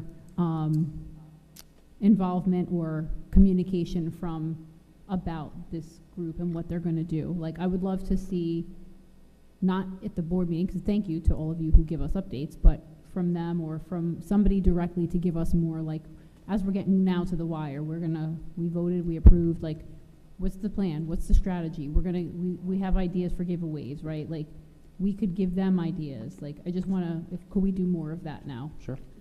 Yeah. I want to go to your point, because I think you really hit a very important perspective of, things that get thrown away. Maybe one of the things that we can do is that if we are about to sort of give out things to orientation day or to return to school night day, right? There are things that we could potentially can do where we just reprint them or brand them with the referendum information on there. So it's not about creating new things, it's not about buying new things, it's about adding a logo, vote yes to the referendum. It's about something that can be done graphically to an item that's already being produced. And yes, and we have, and so I would love it if we could be prepared now that we've reviewed and approved the bond proposal and some of the information. We know we're going in November now. We need to now be proactive at the things that are coming up. So we have 6th grade orientation coming, we have a variety of back to school nights coming. So I would love it if we could get really laser focused on this now that it's approved. Not that we're not, I'm just asking. So could we have more communication from Laura Bishop? We're paying you $40,000. Please, I need to see more at this point now that we've approved it. That's all I'm asking. Like, we got to get creative with how we're getting this word out. That's all. So strategies, if that can come to us, we are happy to give individual ideas, not all of us collectively, just to make sure this is moving along and we're supporting it. I think you made a very valid point. It's not inconsistent with some of the comments that were made in previous meetings. I fully support and agree with it. When I think about the July 8th meeting that was referred to, and I wasn't there. It's not a meeting that I would have attended. But when I think about that meeting and I think about it transcends really, it's 2 weeks ago, and there's still vacations and holidays that fell in between it. Things probably haven't flown past them yet. So I do think it's a good point. It's a good reminder. I would love to see that additional information. Or just a schedule when they're going to deliver those things to us, just so we Yeah. get some advance notice. I think A framework, an probably outline, clarify that. schedule, Almost list of like deliverables. a roadmap of deliverables. You're gonna Exactly. get this on this day, this is gonna come on this Yeah. day, like now feet to the fire, like here's all the things. That would be great. And not saying us, I'm saying on that firm, that's all. Yep. Dr. Miskowitz? Put your mic on, please. Thank you. You can't do things too soon either, because people tend to forget. So, we have to make sure that it's spread out, so notify people, sooner, but then you hit them, much harder Yeah, later. I don't mean to the community. When I'm saying soon, I mean us, Yeah, right? I got it. That the Yeah, board so should, that we know. should know the Mhm. strategy Yeah, now. That I agree. And by the way, I'm saying we approved. You're right, that was only 2 weeks ago. Now it's approved, so now let's, foot to the gas, and let's start getting the strategy over to us and all the things. That's all I'm asking. Yep, I agree. Thank you. Anything else? Yeah, I have 2 items. I just wanted to see. From Val. I'm just waiting to see. Nothing on Laura Bishop, on the referendum. Okay, thank you. You have new business. 2 items, yeah. I just wanted to give a little recap, since I'm not required to submit it to the board because I was denied the travel expense. But I did want to thank our amazing community. Because of them, I had the opportunity to attend the NJSBA legal training that I had applied for. The training was a fully immersive day of legal training and workshopping, where I got to learn about new cases in special education, general education, staff and personnel, and board-related issues. I got to hear powerful feedback from legal professionals on ethics and board behavior, and also learned invaluable information on gifted and talented programs and new initiatives that are already being implemented in other districts. I also got to meet with great board members that I've kept in touch with, as well as superintendents of other towns in New Jersey. All in all, it was an amazing knowledge-filled day and a great workshop yet again. So thank you to everybody who helped me get there. And then lastly, I just wanted to present this. As we look forward to the new school year, I feel that it is appropriate that with the 250th anniversary of the founding of our country, that the students, staff, and community of MTPS reaffirm its commitment to celebrating the wonderful country that we live in, our constitutional principles, and the many privileges we have as Americans. With that said, I would like to thank the board for the feedback that they gave when I sent the initial proposal for this resolution earlier. And I would like to now make a motion to adopt the following resolution for the 2025-2026 school year. Resolution commemorating the 250th anniversary of the United States and affirming the board's commitment to civic learning and founding principles. Whereas the year 2026 marks the 250th anniversary of the founding of the United States of America, a bold and unprecedented experiment in liberty, self-government, and individual rights that forever changed the course of human history. Whereas the Declaration of Independence, adopted on July 4th, 1776, proclaimed that all people are endowed with unalienable rights to life, liberty, and the pursuit of happiness, principles that remain the foundation of our free society. Whereas this historic anniversary presents a timely opportunity to celebrate and reflect on the enduring promise of the American Republic, a nation conceived in liberty, dedicated to the rule of law, and grounded in the belief that government derives its just powers from the consent of the governed, with New Jersey standing at the crossroads of that founding struggle. Whereas public education plays a vital role in preserving the promise by equipping students with a strong understanding of our nation's founding documents, constitutional principles, and the duties of citizenship in a democratic society. Whereas the Marlboro Township School District is proud to recognize the many dedicated teachers and educators who already inspire civic awareness, historical knowledge, and a love of our country in their classrooms every day. Now, therefore, be it resolved that the Marlboro Township K-8 Board of Education proudly commemorates the 250th anniversary of the United States of America with deep gratitude for the liberties we enjoy and a renewed commitment to the civic ideals that define the American spirit. Be it further resolved that the board encourages district educators and administrators to integrate instruction, projects, and activities throughout the 25-26 academic year that highlight the founding era, the Constitution, the evolution of American freedom, and the rights and responsibilities of citizens in a constitutional republic. Be it finally resolved that the board affirms its commitment to fostering a curriculum that cultivates civic literacy, historical awareness, personal responsibility, respectful discourse, and a deep appreciation for core American values of liberty, equal justice, and individual rights that have guided this nation for 2.5 centuries. I so move. Thank you. I need a second. Ms. Mendez, any discussions on this? I just have one question, Mr. Ballone. The context of this, I mean, I have to imagine the core foundation of the American history and all that is all part of our curriculum. And and I imagine that the 250th birthday would be part of that celebration in the curriculum as well? Yes, it certainly is. Thank you, Mrs. Balomo, for sharing this. I fully support it from an educational standpoint. At our lower elementary, say K to 4, they focus more on local civics. Upper elementary through middle school, lower middle school, I should say, it's really comparing governing systems as they kind of have formulated in different civilizations. And then in the upper elementary or upper middle school, mainly 8th grade, is really our founding documents, which is stated right here. So, the Constitution, the Bill of Rights, they study all of that.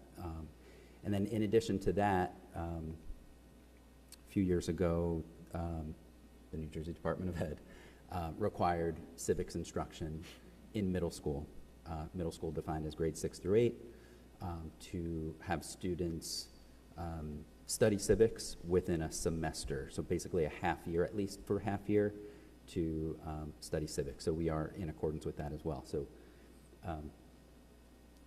a lot of the things that are mentioned here we do, but I think there's no reason to reaffirm it, and especially during this celebratory time of 250 years.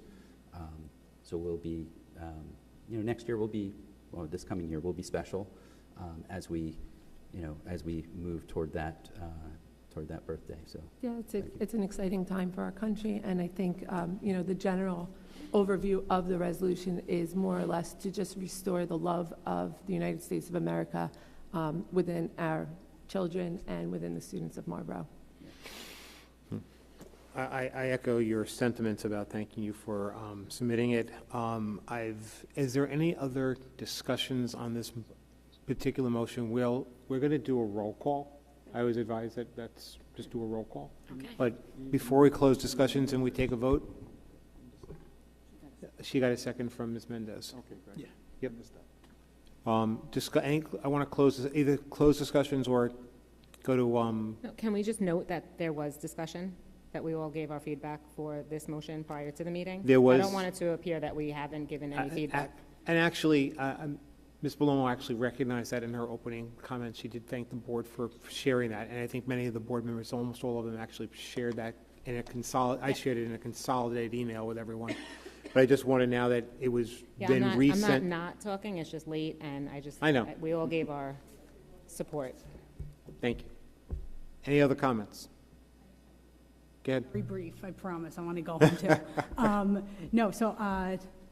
No, I appreciated the revisions that were made, and I just want to say, about the language around restoring it. I don't think it ever left, because Marlboro's been doing this for a long time. So I did want to thank the teachers, the admins, everyone that keeps this in the curriculum. I think this is kind of the perfect ribbon on an already delivered package. So I think it's a great way to commemorate. Thank you for sharing that. No other comments? I'm going to have roll call, please. Okay. Mrs. Seward? Yes. Mr. Cohen? Yes. Mrs. Balomo? Yes. Mrs. Carraro? Yes. Mrs. Gandhi? Yes, and I'm just going to echo what Jenna said, that this is already happening in our schools. So I'm grateful that we are following the laws, and I'm all for celebrating the 250th anniversary, but it is critical for everybody to know this is already happening in our schools. So yes. Thank you. Mr. Hyatt? Yes, and God bless the USA. Mr. Lalansky? I hear a song. I was going to sing. Mrs. Mendez? Yes. And Dr. Miskowitz? Yes. Thank you. That unanimously passed. Thank I'm you just going to again. say Yes, one more passes. thing. So now Manalapan has the same policy, similar, and now Marlboro, their neighboring town, has a similar policy or motion that was approved. So, yay. Thank Yes, you. I feel a block party coming up. Any, cannons. Any other new business? Okay, we're going to move on to our final round of public comments. Do we have anyone signed up? Not that I know of. Is there anyone who would like to speak? I have 2 people who have raised their hands. Thank you, Carrie. Ashley McCormick, 16 Riley Road, Morganville. Just a couple things. Ms. Gandhi, you are very, very confused on what you're saying about nonprofit organizations. A 501(c) nonprofit organization could be named Educational Foundation. It could be named the Robertsville PTO. It could be named the American Cancer Society. Their missions and their goals are all different, but they can fundraise for anyone they choose to fundraise for, as long as they disseminate the information to their contributors. And then when they file their 990s or their 990 EZs, there's also a spot there to explain that. Robertsville PTO, for instance, donated last year and this year to MAD, Mothers Against Drunk Drivers. All was good.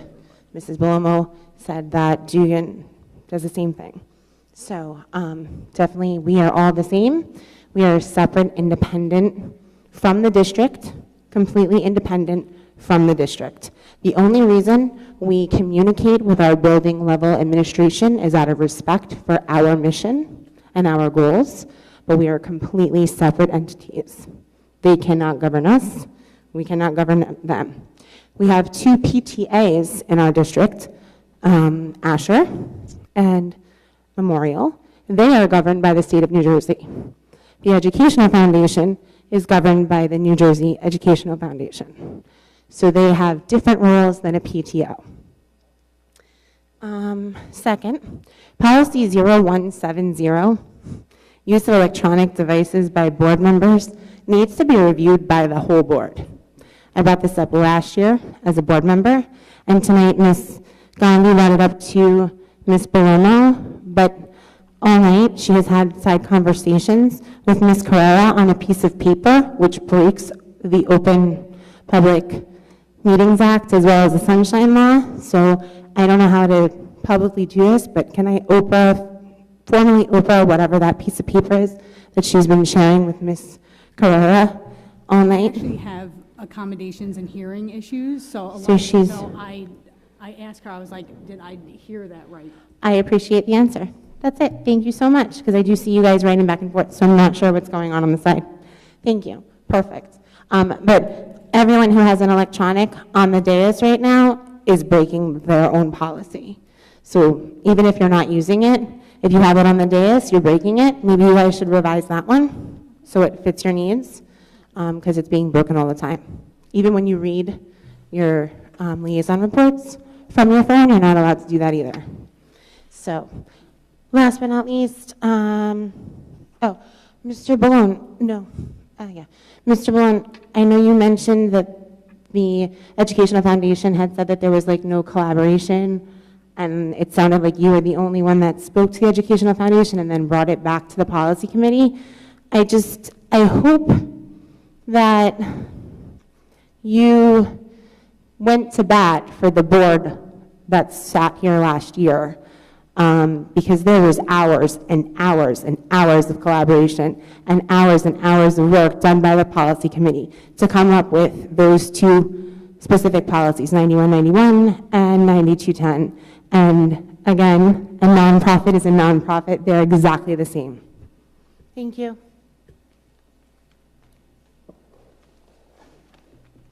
Thank you. Is there anyone who wanted to respond whose name was used? Nope. Go right ahead.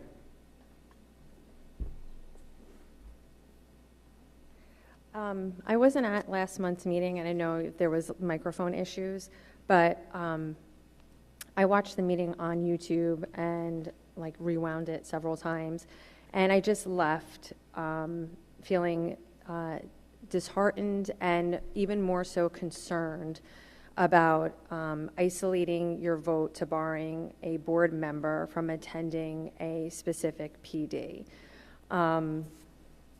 And the reason given was, the vote was no due to the fear that misinformation would therefore be spread. And I just think that that sets a very dangerous precedent for any board member going forward.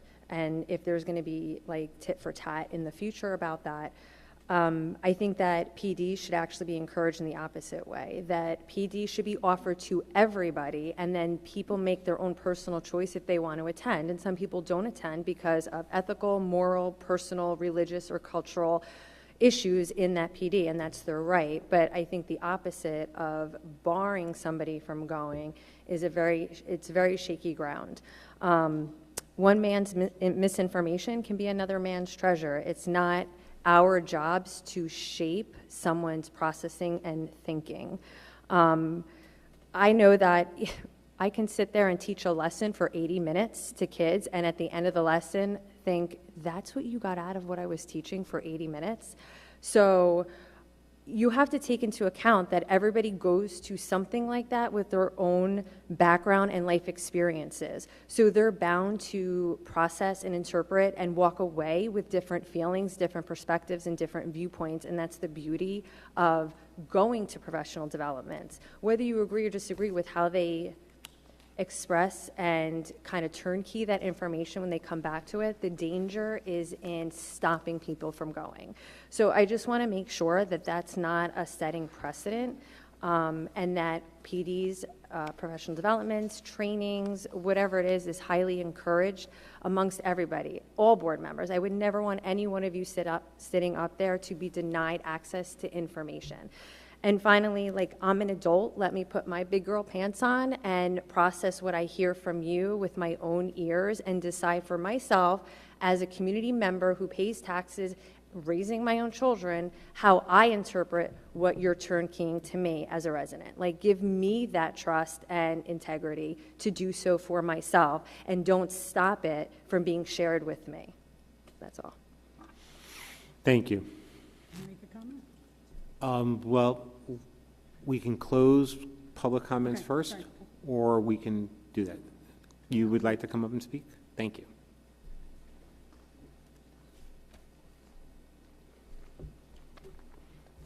Hi, Angela Colby from Marlboro. I just had a question that I want to follow up from Mr. Lewanski. There was a statement that you had said about the Parental Advisory Committee.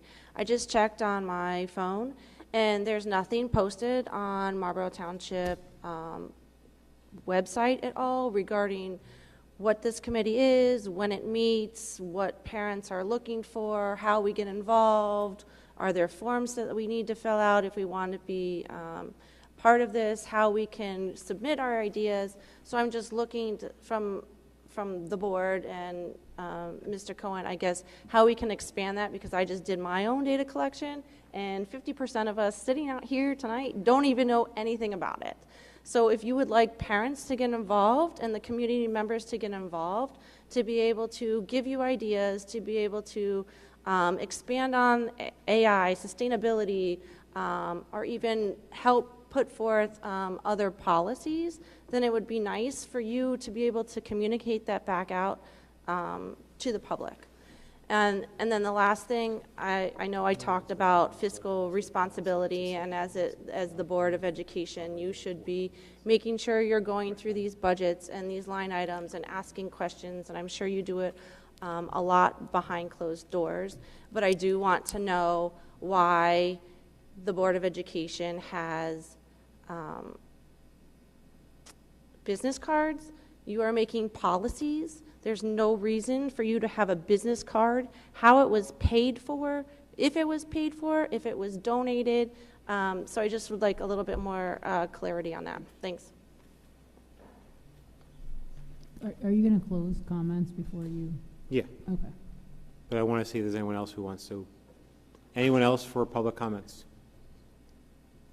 Okay, thank you. We're going to motion to close public comments. Ms. Mendez, second. Ms. Carrero? Okay. All in favor? Any opposed? Okay, public comments is closed. Ms. Carrero, you wanted to make a comment? Just by show of hands, who wants a comment? 1, 2, 3, 4, 5, Okay, I got it. Ms. Carrera, I'll start with you. Thank you. So I did want to talk about the professional development. And I totally understand. I always highly encourage professional development in my career. And so when I was going to attend something called an Equity Expo. There were multiple reasons why me and a few other board members got denied of that. But at that point, it didn't matter that it was voted no to. There was no issue. When there was a vote no, it didn't bar anyone. You have to pick up the expense of it. And I mean, and if it were to happen to me, I would pay to go to the Equity Expo, but this wasn't like a precedented thing that happened in the meeting. It was done before, but it was just kind of glazed over because there was no actual consequence of it, because the majority of it was, yes, you can go to the Equity Expo. And then when asked about the Equity Expo, there were it was a made-up summary of whatever this person thought the Equity Expo was about, even though, and then it would also change so that there was no agenda out, which most of these conferences, when you first register for them, there is no like bio, summary, nothing, like just a general idea. So I didn't appreciate that misrepresentation of what was gonna happen at a conference and the vote no to me and a few others. So that's just where I was coming from, because it no longer was in good faith. So I'm just kind of, talking in a way that it explains why I voted the way that I did. And that was on record, and I know we had a bunch of issues that night. And I'll respond to that. And I'll also respond to the fact that when things cross philosophical or religious beliefs, the matter now becomes different. I fundamentally do not believe in socio-political issues being integrated into our school district. I never would have thought that because I voted no, based on my morals, values, and the commitment to my constituents, that you would retaliate against me with a no vote, as you just proven right now. I voiced my concerns. I laid out why I thought it was not something that I could stand behind. We all knew you were going to the training. It was just, at that point in time, I stand behind keeping politics out of the classrooms of K through 8 students, and there is documentation that was offered at the Diversity, Equity, and Inclusion Expo that you were going to. I can provide it to you. If you didn't do your research, I can show it to you. If you didn't do your research, whatever you need to feel confident that I, as an individual, have a moral compass to serve based on the things that I was voted in to do, what I believe in and what I stand for. Saying that you are going to vote no to me because you don't like me, I voted no to you, you think I'm a liar, and you don't want me to go to legal training, has absolutely nothing to do with your morals or values. It is against me as a person, it is discriminatory, and it is direct. I never did that to anybody. No, I did not. I voted against a training that doesn't morally align with the values that I want taught to our K through 8 children. And I'm going to remind everybody that the same law conference that Ms. Danielle was actually wanting to go to again, she attended that 6 months ago. She attended the same conference 6 months ago. It wasn't the same conference. You're lying. It's still a law conference. You're lying. The issues don't that need to were lie. reviewed It's on were paper. from March through May. It's in How black could it and have white. been the Danielle, same thing? It's on let me- paper. let me- That's it. let me hand You this. attended that The the entire year prior, 6 months ago, and you wanted to go again. We have to be physically responsible and say there's no need, no law changes that quickly, that in 6 months you have to go again. The fact that you are saying there's no And legal one stopped changes you. in 6 No months one- is so It alarming takes that you're long. serving on a No, board no, of no. ed, and you Excuse think me. there was no Nothing legal that- changes in 6 Okay, months. we need to, one person at a time, please. I just want to say one thing as Do you somebody. know, just one who chaired- second, because she's addressing me. Do you know that? Hold on. Just- Let's wait for the chair to recognize you before you speak. She didn't. Thank you. And please let me finish before you interrupt Sure. me too, okay? There's rules now. I Let's guess start- there's let's rules start now. to act like adults. Sure. Okay, everybody. I didn't jump in, Mr. You Gross. just did again. I'm sorry, but she attacks me at every single meeting without fail. She's not to gonna the point stop, where the so. police officers need to come. If Okay, she wants to I'm take gonna shots, close there's the nothing I can do. discussion on this item. Let's move on to the next Can I just say one person. thing, please, if you don't mind? It was twofold. One was just as somebody who has attended law conferences in the past when I was the committee chair for policy, I do want to say that there are differences. So it is not the same. I did not attend that conference. I don't know what was covered, but the content does change. Just saying, I do want to put that out there. So if people attend, or if Mrs. Gandhi as the committee chair, right, it is helpful to go. It helped me at least. Content does change at the meetings. I was not there. I'm just letting people know that. I do want to just address one point not related to any of this. I just want to say I don't have business cards, so I'm not sure who we're referring to, so I'm not sure where that came from. And so I just wanted to put that out there. I didn't ask for them. I don't think I think it's a nominal cost. I don't know what it is. I don't have it, so I don't have it. So I don't know if I saw an email come out asking if we wanted it, and so if someone's asking me for one, I just want to let you know I don't have one. Yes, and then, I just want to say thank you, Mrs. Mendez. That actually makes perfect sense. Going to a law conference for a committee that makes policy makes perfect sense. Outside of that, again, nobody said that you can't go and get PD. You just have to pay for it. That's all we did. But I agree that somebody that makes policies or is in the policy committee should be going, not someone that I do just is want, not. yes, I do just want to say on that though, I went as the chair. Now, there are other topics that span law, right, that could pertain to a board member outside of the policy committee. So there are topics there. I don't want to say it's only limited to policy committee because there's good information for all board members that would be helpful to all of us. Just putting that out there too. do you have anything else you wanted to add? Okay. Are you responding specifically to? Yes. Yes. Let's leave that to, let's respond to them, please, and then we'll move on to the other comments. I'm good to go. Ms. Bellomo. Okay. So the fact that you truly believe that the only person that needs legal guidance on this board is a policy committee person is so alarming. Also, the fact that you believe that no legal cases have been settled, no policies have been reinstated, there's no legislation in 6 months is so alarming, and especially for someone who's making policies.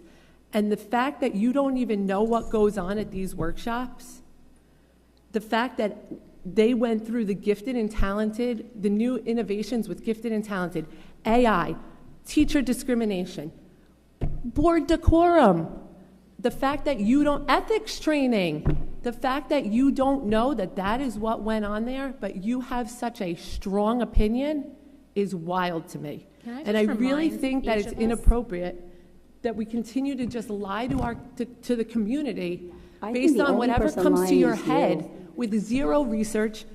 The same thing you just did with Policy 9191, you're still doing now to try to back a point with a false narrative that doesn't exist. I have a question. You were on the policy committee last year. Oh, I just want to ask. Can I make? Is there a reason, unproductive. if you thought that the I need to make one PTO thing on policy, communication. PTOs, Okay, I just make- PTAs operate the same way as educational foundations, is there a reason why you did two separate policies? I'm just curious, that's all. Is there a Okay, reason why you thank didn't you. bring up casino night when I asked if there was any At flyers or the end, events happening? This conversation have to do has been this. discussed. You've shared your points. We're moving on. Can I Okay? make one comment about the communication, or about the Thank you. advocacy? Yes. Thank you. Thank you for bringing, I'm going to stand up because I can't see you. Thank you for bringing that up, because you're absolutely right. We, as a communications committee, met, well, it's two-part. We met in June to talk about getting stuff on the website, so there was more information about it. There was a form you can fill out. There's a way you can communicate. We meant to implement in July, vacation, summer, everything. We weren't able to meet with as a committee. So that is coming, and you're absolutely right. It needs to come. So you can put that on me, but it's happening. I agree. It's important. The other part, I know Mr. Lonsky wanted to make a point, but I think what he's going to say is the other half of that is that we are responsive to the individual committees on the board. So, but you're right. There needs to be more communications out there, and that is something that I'll admit I think we're a little bit behind on. We wanted to have that out before this meeting, and we didn't. And it's just scheduling. So just so you know. So thanks for bringing that up. And That's all I had. And I just want to add, because, and I'll let you chime in a second. I just want to add, there are two places within the board's policies where advisory committees get mentioned. One is a board committee called the advisory committee, which you'll see in the board policy for the board committees. And the second is in policy number 9140, which is citizen advisory committees, which speaks to citizens and parent advisory committees. So there are two places in which this type of situation occurs. I would have to go back and, at this hour with my eyes right now, go back and fully read 9140 to sort of speak to it. I can't, but I promise you that if you need more detail on it, we certainly can ask about it next meeting. 9140 and 0155. Is it about this? Well, it's about a comment that was made for professional development in general, and I really wanted to address it. I'm not speaking to one particular conference. I just wanted to say that professional development, because it's come up in a few meetings now, is helpful to all board members. And so I don't want to stop. I want to make sure that we're just paying attention to that, to Mrs. Jankowski's point that she raised, including that when I'm not on the agenda right now for approval for that convention in Atlantic City, but I have gone before. It does help with networking with fellow board members. It does provide a lot of training to us that we all found. It helps us meet vendors. And so I just want to say that it is a good experience for board members to attend. I know it's been questioned a few times, but I am not opposed to it. I just don't know if I can go this year, but I did find it super helpful. And including past conferences that were attended, I do want to say that even if you're not on the policy committee, read thoroughly the agenda, because it does really provide a lot of special education law. It provided me really helpful information on Oprah, and it required me a lot of good information on even Open Public Meetings Act. So it wasn't only related to policy. There was a lot of good information for us. I'm not saying let's go wild and spend on whatever. I just wanted to say a lot of these professional development opportunities are helpful to all board members. I'm done. Thank you. Mr. Lalansky. I just want to clarify, and Chad, you said what I was going to say anyway, that the wheels are in motion, they may not be on the website yet, but they should be, because they can be. And again, the advisory committee, as I said before, acts upon the other committees asking for help, right? So we don't just wake up, the advisory committee just to say, send people to policy, this policy wants people. Or the board tells the policy committee to send people to the policy committee or safety and security or any place else. There is going to be a place on the website where you can put your name, so we have a list of people when needed we will go to. That is supposed to happen, correct? That's Where did that stem from? It'll be on the board. Was it and I know I stepped away for literally 2 minutes and I probably missed that comment, but was there an advisory thing that I missed?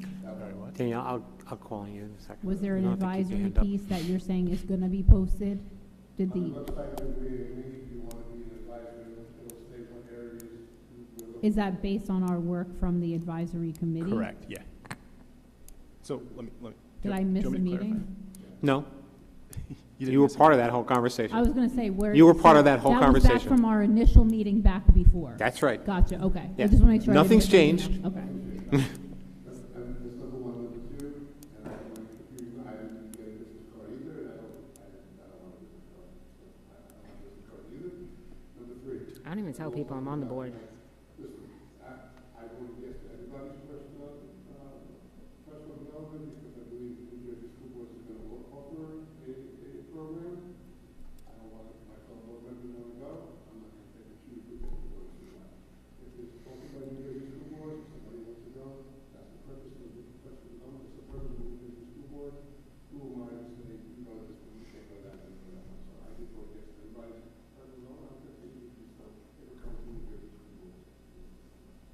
Yeah, let me just give perspective of the convention, because I had a similar sentiment as Ms. Colby when I was a parent on the other side of the podium, like seeing all of this spending and going out in Atlantic City and spending nights. It's only an hour away. I really did appreciate that perspective of a parent and a taxpayer. But then I went to the convention and I realized first how exhausting it is to be in and out of seminars all day. You're walking the floor. It's hot as hell. You're in and out of 2-3 hour seminars. You barely even have time for the crappy food that they serve. And then the evening comes an entire separate professional development as well, because you get to network and meet with vendors and companies and other board members. So it's not just about getting in your car, driving home exhausted, waking up the next morning, driving back down exhausted, the risk of the Garden State Parkway South alone. It's more about bringing back to the district ways that we could do better as individuals and collectively as a board, because it's even a little bit of a bonding experience with the board members that you go down with. Suffice to say, what goes on here is one thing, but then when you remove the responsibility of voting and comments and board members, you peel back the layers and realize that we're all just people up here. We're normal human beings that aren't perfect. We're parents, we're grandparents, we are volunteers. We have the right to vote however we want to vote. There should be no fear of retaliation votes. The back and forth cattiness may not be as appealing, but my seat's up in a couple of months. We need people to fill these positions, and it's very unbecoming to think that this is what the job entails. So I just want to pause for a minute and appreciate the time that we get to serve our community here and how important the professional development is, because once you silence all of the chatter and the negative comments and the negativity, we're all here for the same reason, right? We all want to move the district forward for the children, to support the administration, to write the policies, but it looks foolish to just keep going back and forth and nickel and diming the things that make our board better. So I just want to say, in respect to the NJSBA convention, it's worth our district's money, it's worth the taxpayers' money, because you do take away and come back a stronger board member. Thank you. Ms. Palomo, you had your hand up.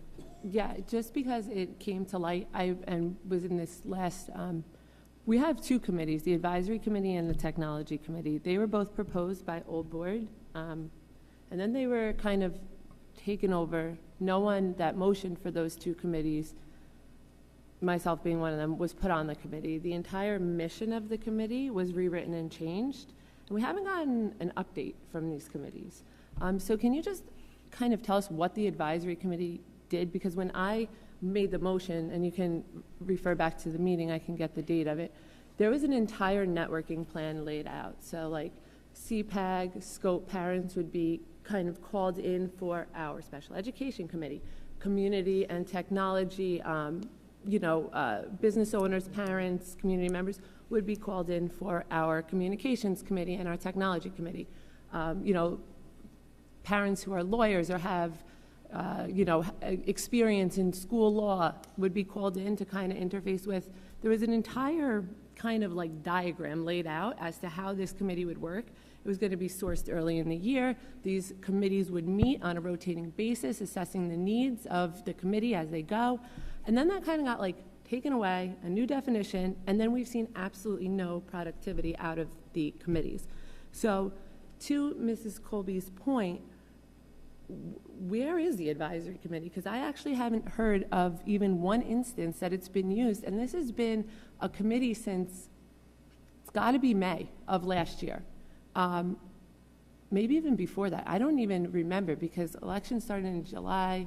It's like it had to be May. So like we're past a full year of advisory committee existing, and there is not one tangible outcome, or even parents that could say, yeah, we were called, we were asked, someone sent out a survey to say, do you want to come in and advise on one of these, give advisory help to one of these committees?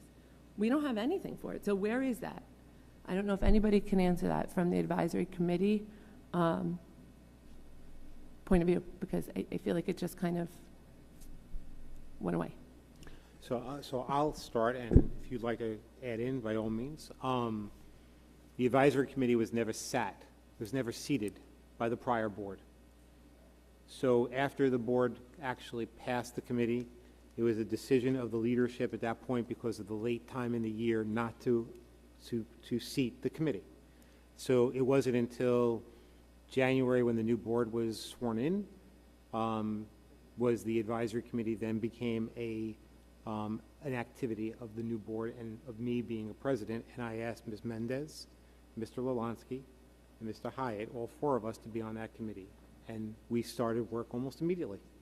And that's, We have never changed the mission of the advisory board. We wrote a charter to help guide us, but the original definition of the advisory committee is actually still in the board document that was passed last year. So, and I think Mr. Hyatt sort of, added additional comment as far as, where we are at it. So Did you want to add anything, Ms. Mendez? yeah, I'm just looking, because it was my first choice of committee, since I am the one that created and motioned it last year, but I wasn't given the seat on the committee. So what I want to know is, where's the progress? Because we're talking that you've been working for a year, or for however long you've been on the board, 6 months, whatever, but where's the tangible outcome of having an advisory committee? Is there X amount of parents that have been brought in to work with this committee? Is there X amount of community members? Did you guys go out to businesses? Did you guys go out to residents, community members, different age demographics? We talk about all of this, passing the referendum, needing the community, but have we included the community on the committee that was created to include the community? Because I know a lot of parents, and I haven't heard of one that's even gotten a notification that this was a viable option for them to provide feedback for. But I see a lot of policies changing. Thank you. I think Mr. Hyatt sort of explained the situation as far as the timing, as far as the delay in getting communication out there. He made that point when he talked about where the communications committee is and sort of getting the information out there. If you missed that, he can give it back to you again. All right. But, I think given the hour of the night, if you'd like to have a continued conversation about this, we certainly can have that at the next meeting. But at this point, I think it's been answered. Did you want to add something? Yeah, just two things on that. So and thank you, because I was asking about the technology piece, because this would be a prime time to, I think, tap into the community for somewhere along the way for the advisory to get constituents, get our community members to get feedback. So that's where I was asking the questions about the technology plan. I think we could start to bring them in. I know we drafted the charter. I know we sent it out, and we didn't really hear, I think we talked through it. I think everybody was okay with it. We voted in, which is great. The charter, we talked through it. But, if we could tap into that committee now, that would be great. No, I'm talking about the technology plan that I was referencing before. But the purpose But I think Mr. Ballone could tap into the advisory committee. Right, I think exactly. he has been reaching out to people to get insight on. This is not a board thing, so I want to make sure Right. my statement is clear. The technology plan is Mr. Ballone's, but to be clear, your advisory people that you can tap into, which was its purpose, is, I think, what you're saying. It looks like in the update we got for the technology plan, it looks like staff. I'm not sure if parents were included or community members. I'm only asking. But if not, this would be a good time to reference it. I'm not saying I'm on it. I'm just saying we could use that. That's all. And maybe you have, and so that's why I think it's a good time to leverage So them. just for, I know, Mr. Lelonsky, you want to clarify, I think we're on the same wavelength here. I only come, for this particular instance, for the technology plan, if I need an expert that I don't know of, then I engage the advisory committee. But nothing stops me from contacting parents who have either reached out to me or I already know who have an affinity toward technology. So Correct. We're not at, as far as I'm concerned, I am not in the need for reaching out to the advisory committee at this point for the technology plan. Does that make sense? Yeah, but I just doesn't want make to sense. clarify How my did- statement. That's not at all what I was saying. Thank you for that, but that's not what I said. So what I was saying was somewhere in the technology plan, I'm not trying to run it or oversee it. All I'm saying is somewhere you may need to tap into a resource outside of whomever you engage. That would be a time to leverage the advisory committee. That's all I was saying. Yeah, I'm not trying to run not there it yet. or manage it. And in the charter, we actually recognize Technology in there. as being one of the most important things. So, and no one's disagreeing with you. That's a Yep. if That's he all needs you asked that, for my comment. That that's is my the perfect comment. opportunity and the perfect source of him reaching out. And Right, then if the needed. process would be we would go and try to identify through an outreach effort individuals who have the skill or the interest or the knowledge or the expertise Right. that he's looking for. Yes. Thank you. I'm going to just, and I apologize. I know we all want to go home. So do I. Okay. I just want to comment on two things. One is professional development, and there's been a lot of comments about it. You know, I've done a few of the professional development seminars. The most recent one I did was a president and vice president forum summit that the NJSBA offered to help new board presidents, and it was very helpful for me. As a matter of fact, I had an item for discussion tonight that I decided not to raise, all right, which is, we'll do next time, which was a conversation about what a consent agenda would look like for us from this board. I've already reached out to board members to ask them their perspective on this, and, you know, those who responded back to me, you know, gave me their perspectives, and it's been a very honest conversation, but we're not going to have that tonight. We'll have it sometime in the future because we've done a lot. But the one requirement that I always thought was important is that as we go through these professional developments, we are required, when the district pays for it, we are required, and Chris, you're diligent about doing this, all right, to submit a write-up that defines or describes what the district got out of that professional development it paid for. And I've submitted mine, right? But I submit them to Chris. And I don't believe the rest of the board gets to see that, because I never get to see anyone else's professional development write-ups. So I think we as a board should rethink that, and maybe everyone who does do professional development, that write-up should be shared with all of us, so that we all benefit from the attendance that you have at the workshops, the forum that I attended, whether it's online or in person. So I am a proponent of that. We're not going to have I don't want to start talking about it tonight and motioning and creating a whole new conversation. We'll do that next time. But I think that is an important value add for everyone who sits in these seats today, tomorrow, or somewhere in the future. That's my perspective on it. And then I'm going to end with business cards. I will be the first one to admit I asked whether or not we as board members get business cards because I had no idea. Okay? I had gone to a conference in Washington, D.C. on my own time and my own effort, and I met with board members nationally. And they were giving me business cards, and I didn't have a business card. And I went back to the district and I said, do we have business cards? And the answer was, we don't, but we can get them for you. And I said, well, I'm happy to pay for them. They said, no, the cost is nominal, right? It was like $8 or $9, if I remember correctly, and it's like 100 cards, right? Nothing fancy, one color, right? I have business cards. I'll be the first one to say that, all right? I have them because I meet with board members when I go to conferences. I meet with people when I talk to them. And quite frankly, they want my email address, and it's really embarrassing to be able to start telling them, I'm bcohen at k12 ... and they're writing it down. So I hand them a business card. I'm a professional person. This is the way I've operated for 40 years, all right? And if that's something that I've done wrong, then I apologize to this community and to the board, right? But as a business card for someone who represents the district, talking to other board members, talking to vendors, talking to our representatives in government, right? If I have a way to sort of have them remember me when they go to do something, then that's a benefit for this district. And and for that reason, I have a business card. So, and does it say president? No, it doesn't, because I may not be president next year, but I will be on this board for 3 years. So that's why I have a business card with just my email address. So with that, I'm going to motion that we... Just one thing. I don't think it was $8 or $9. It was like $231 if you check the bills list. I think... For the...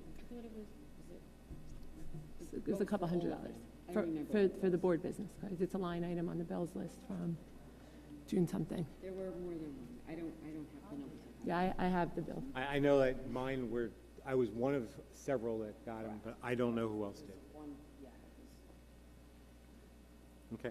And my offer to pay the district for that cost still stands, because it's more important for me to be able to do my job than it is for me to sort of, worry about being able to sort of incur... You can download Popple. If you want to be more tech savvy and a little more modern, you could download an app where you just tap your phone to their phone and your contact is in their phone. It costs nothing.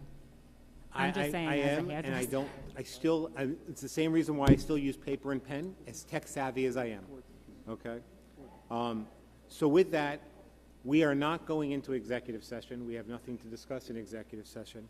So a motion to close. Mr. Wolanski, that hand went up real fast.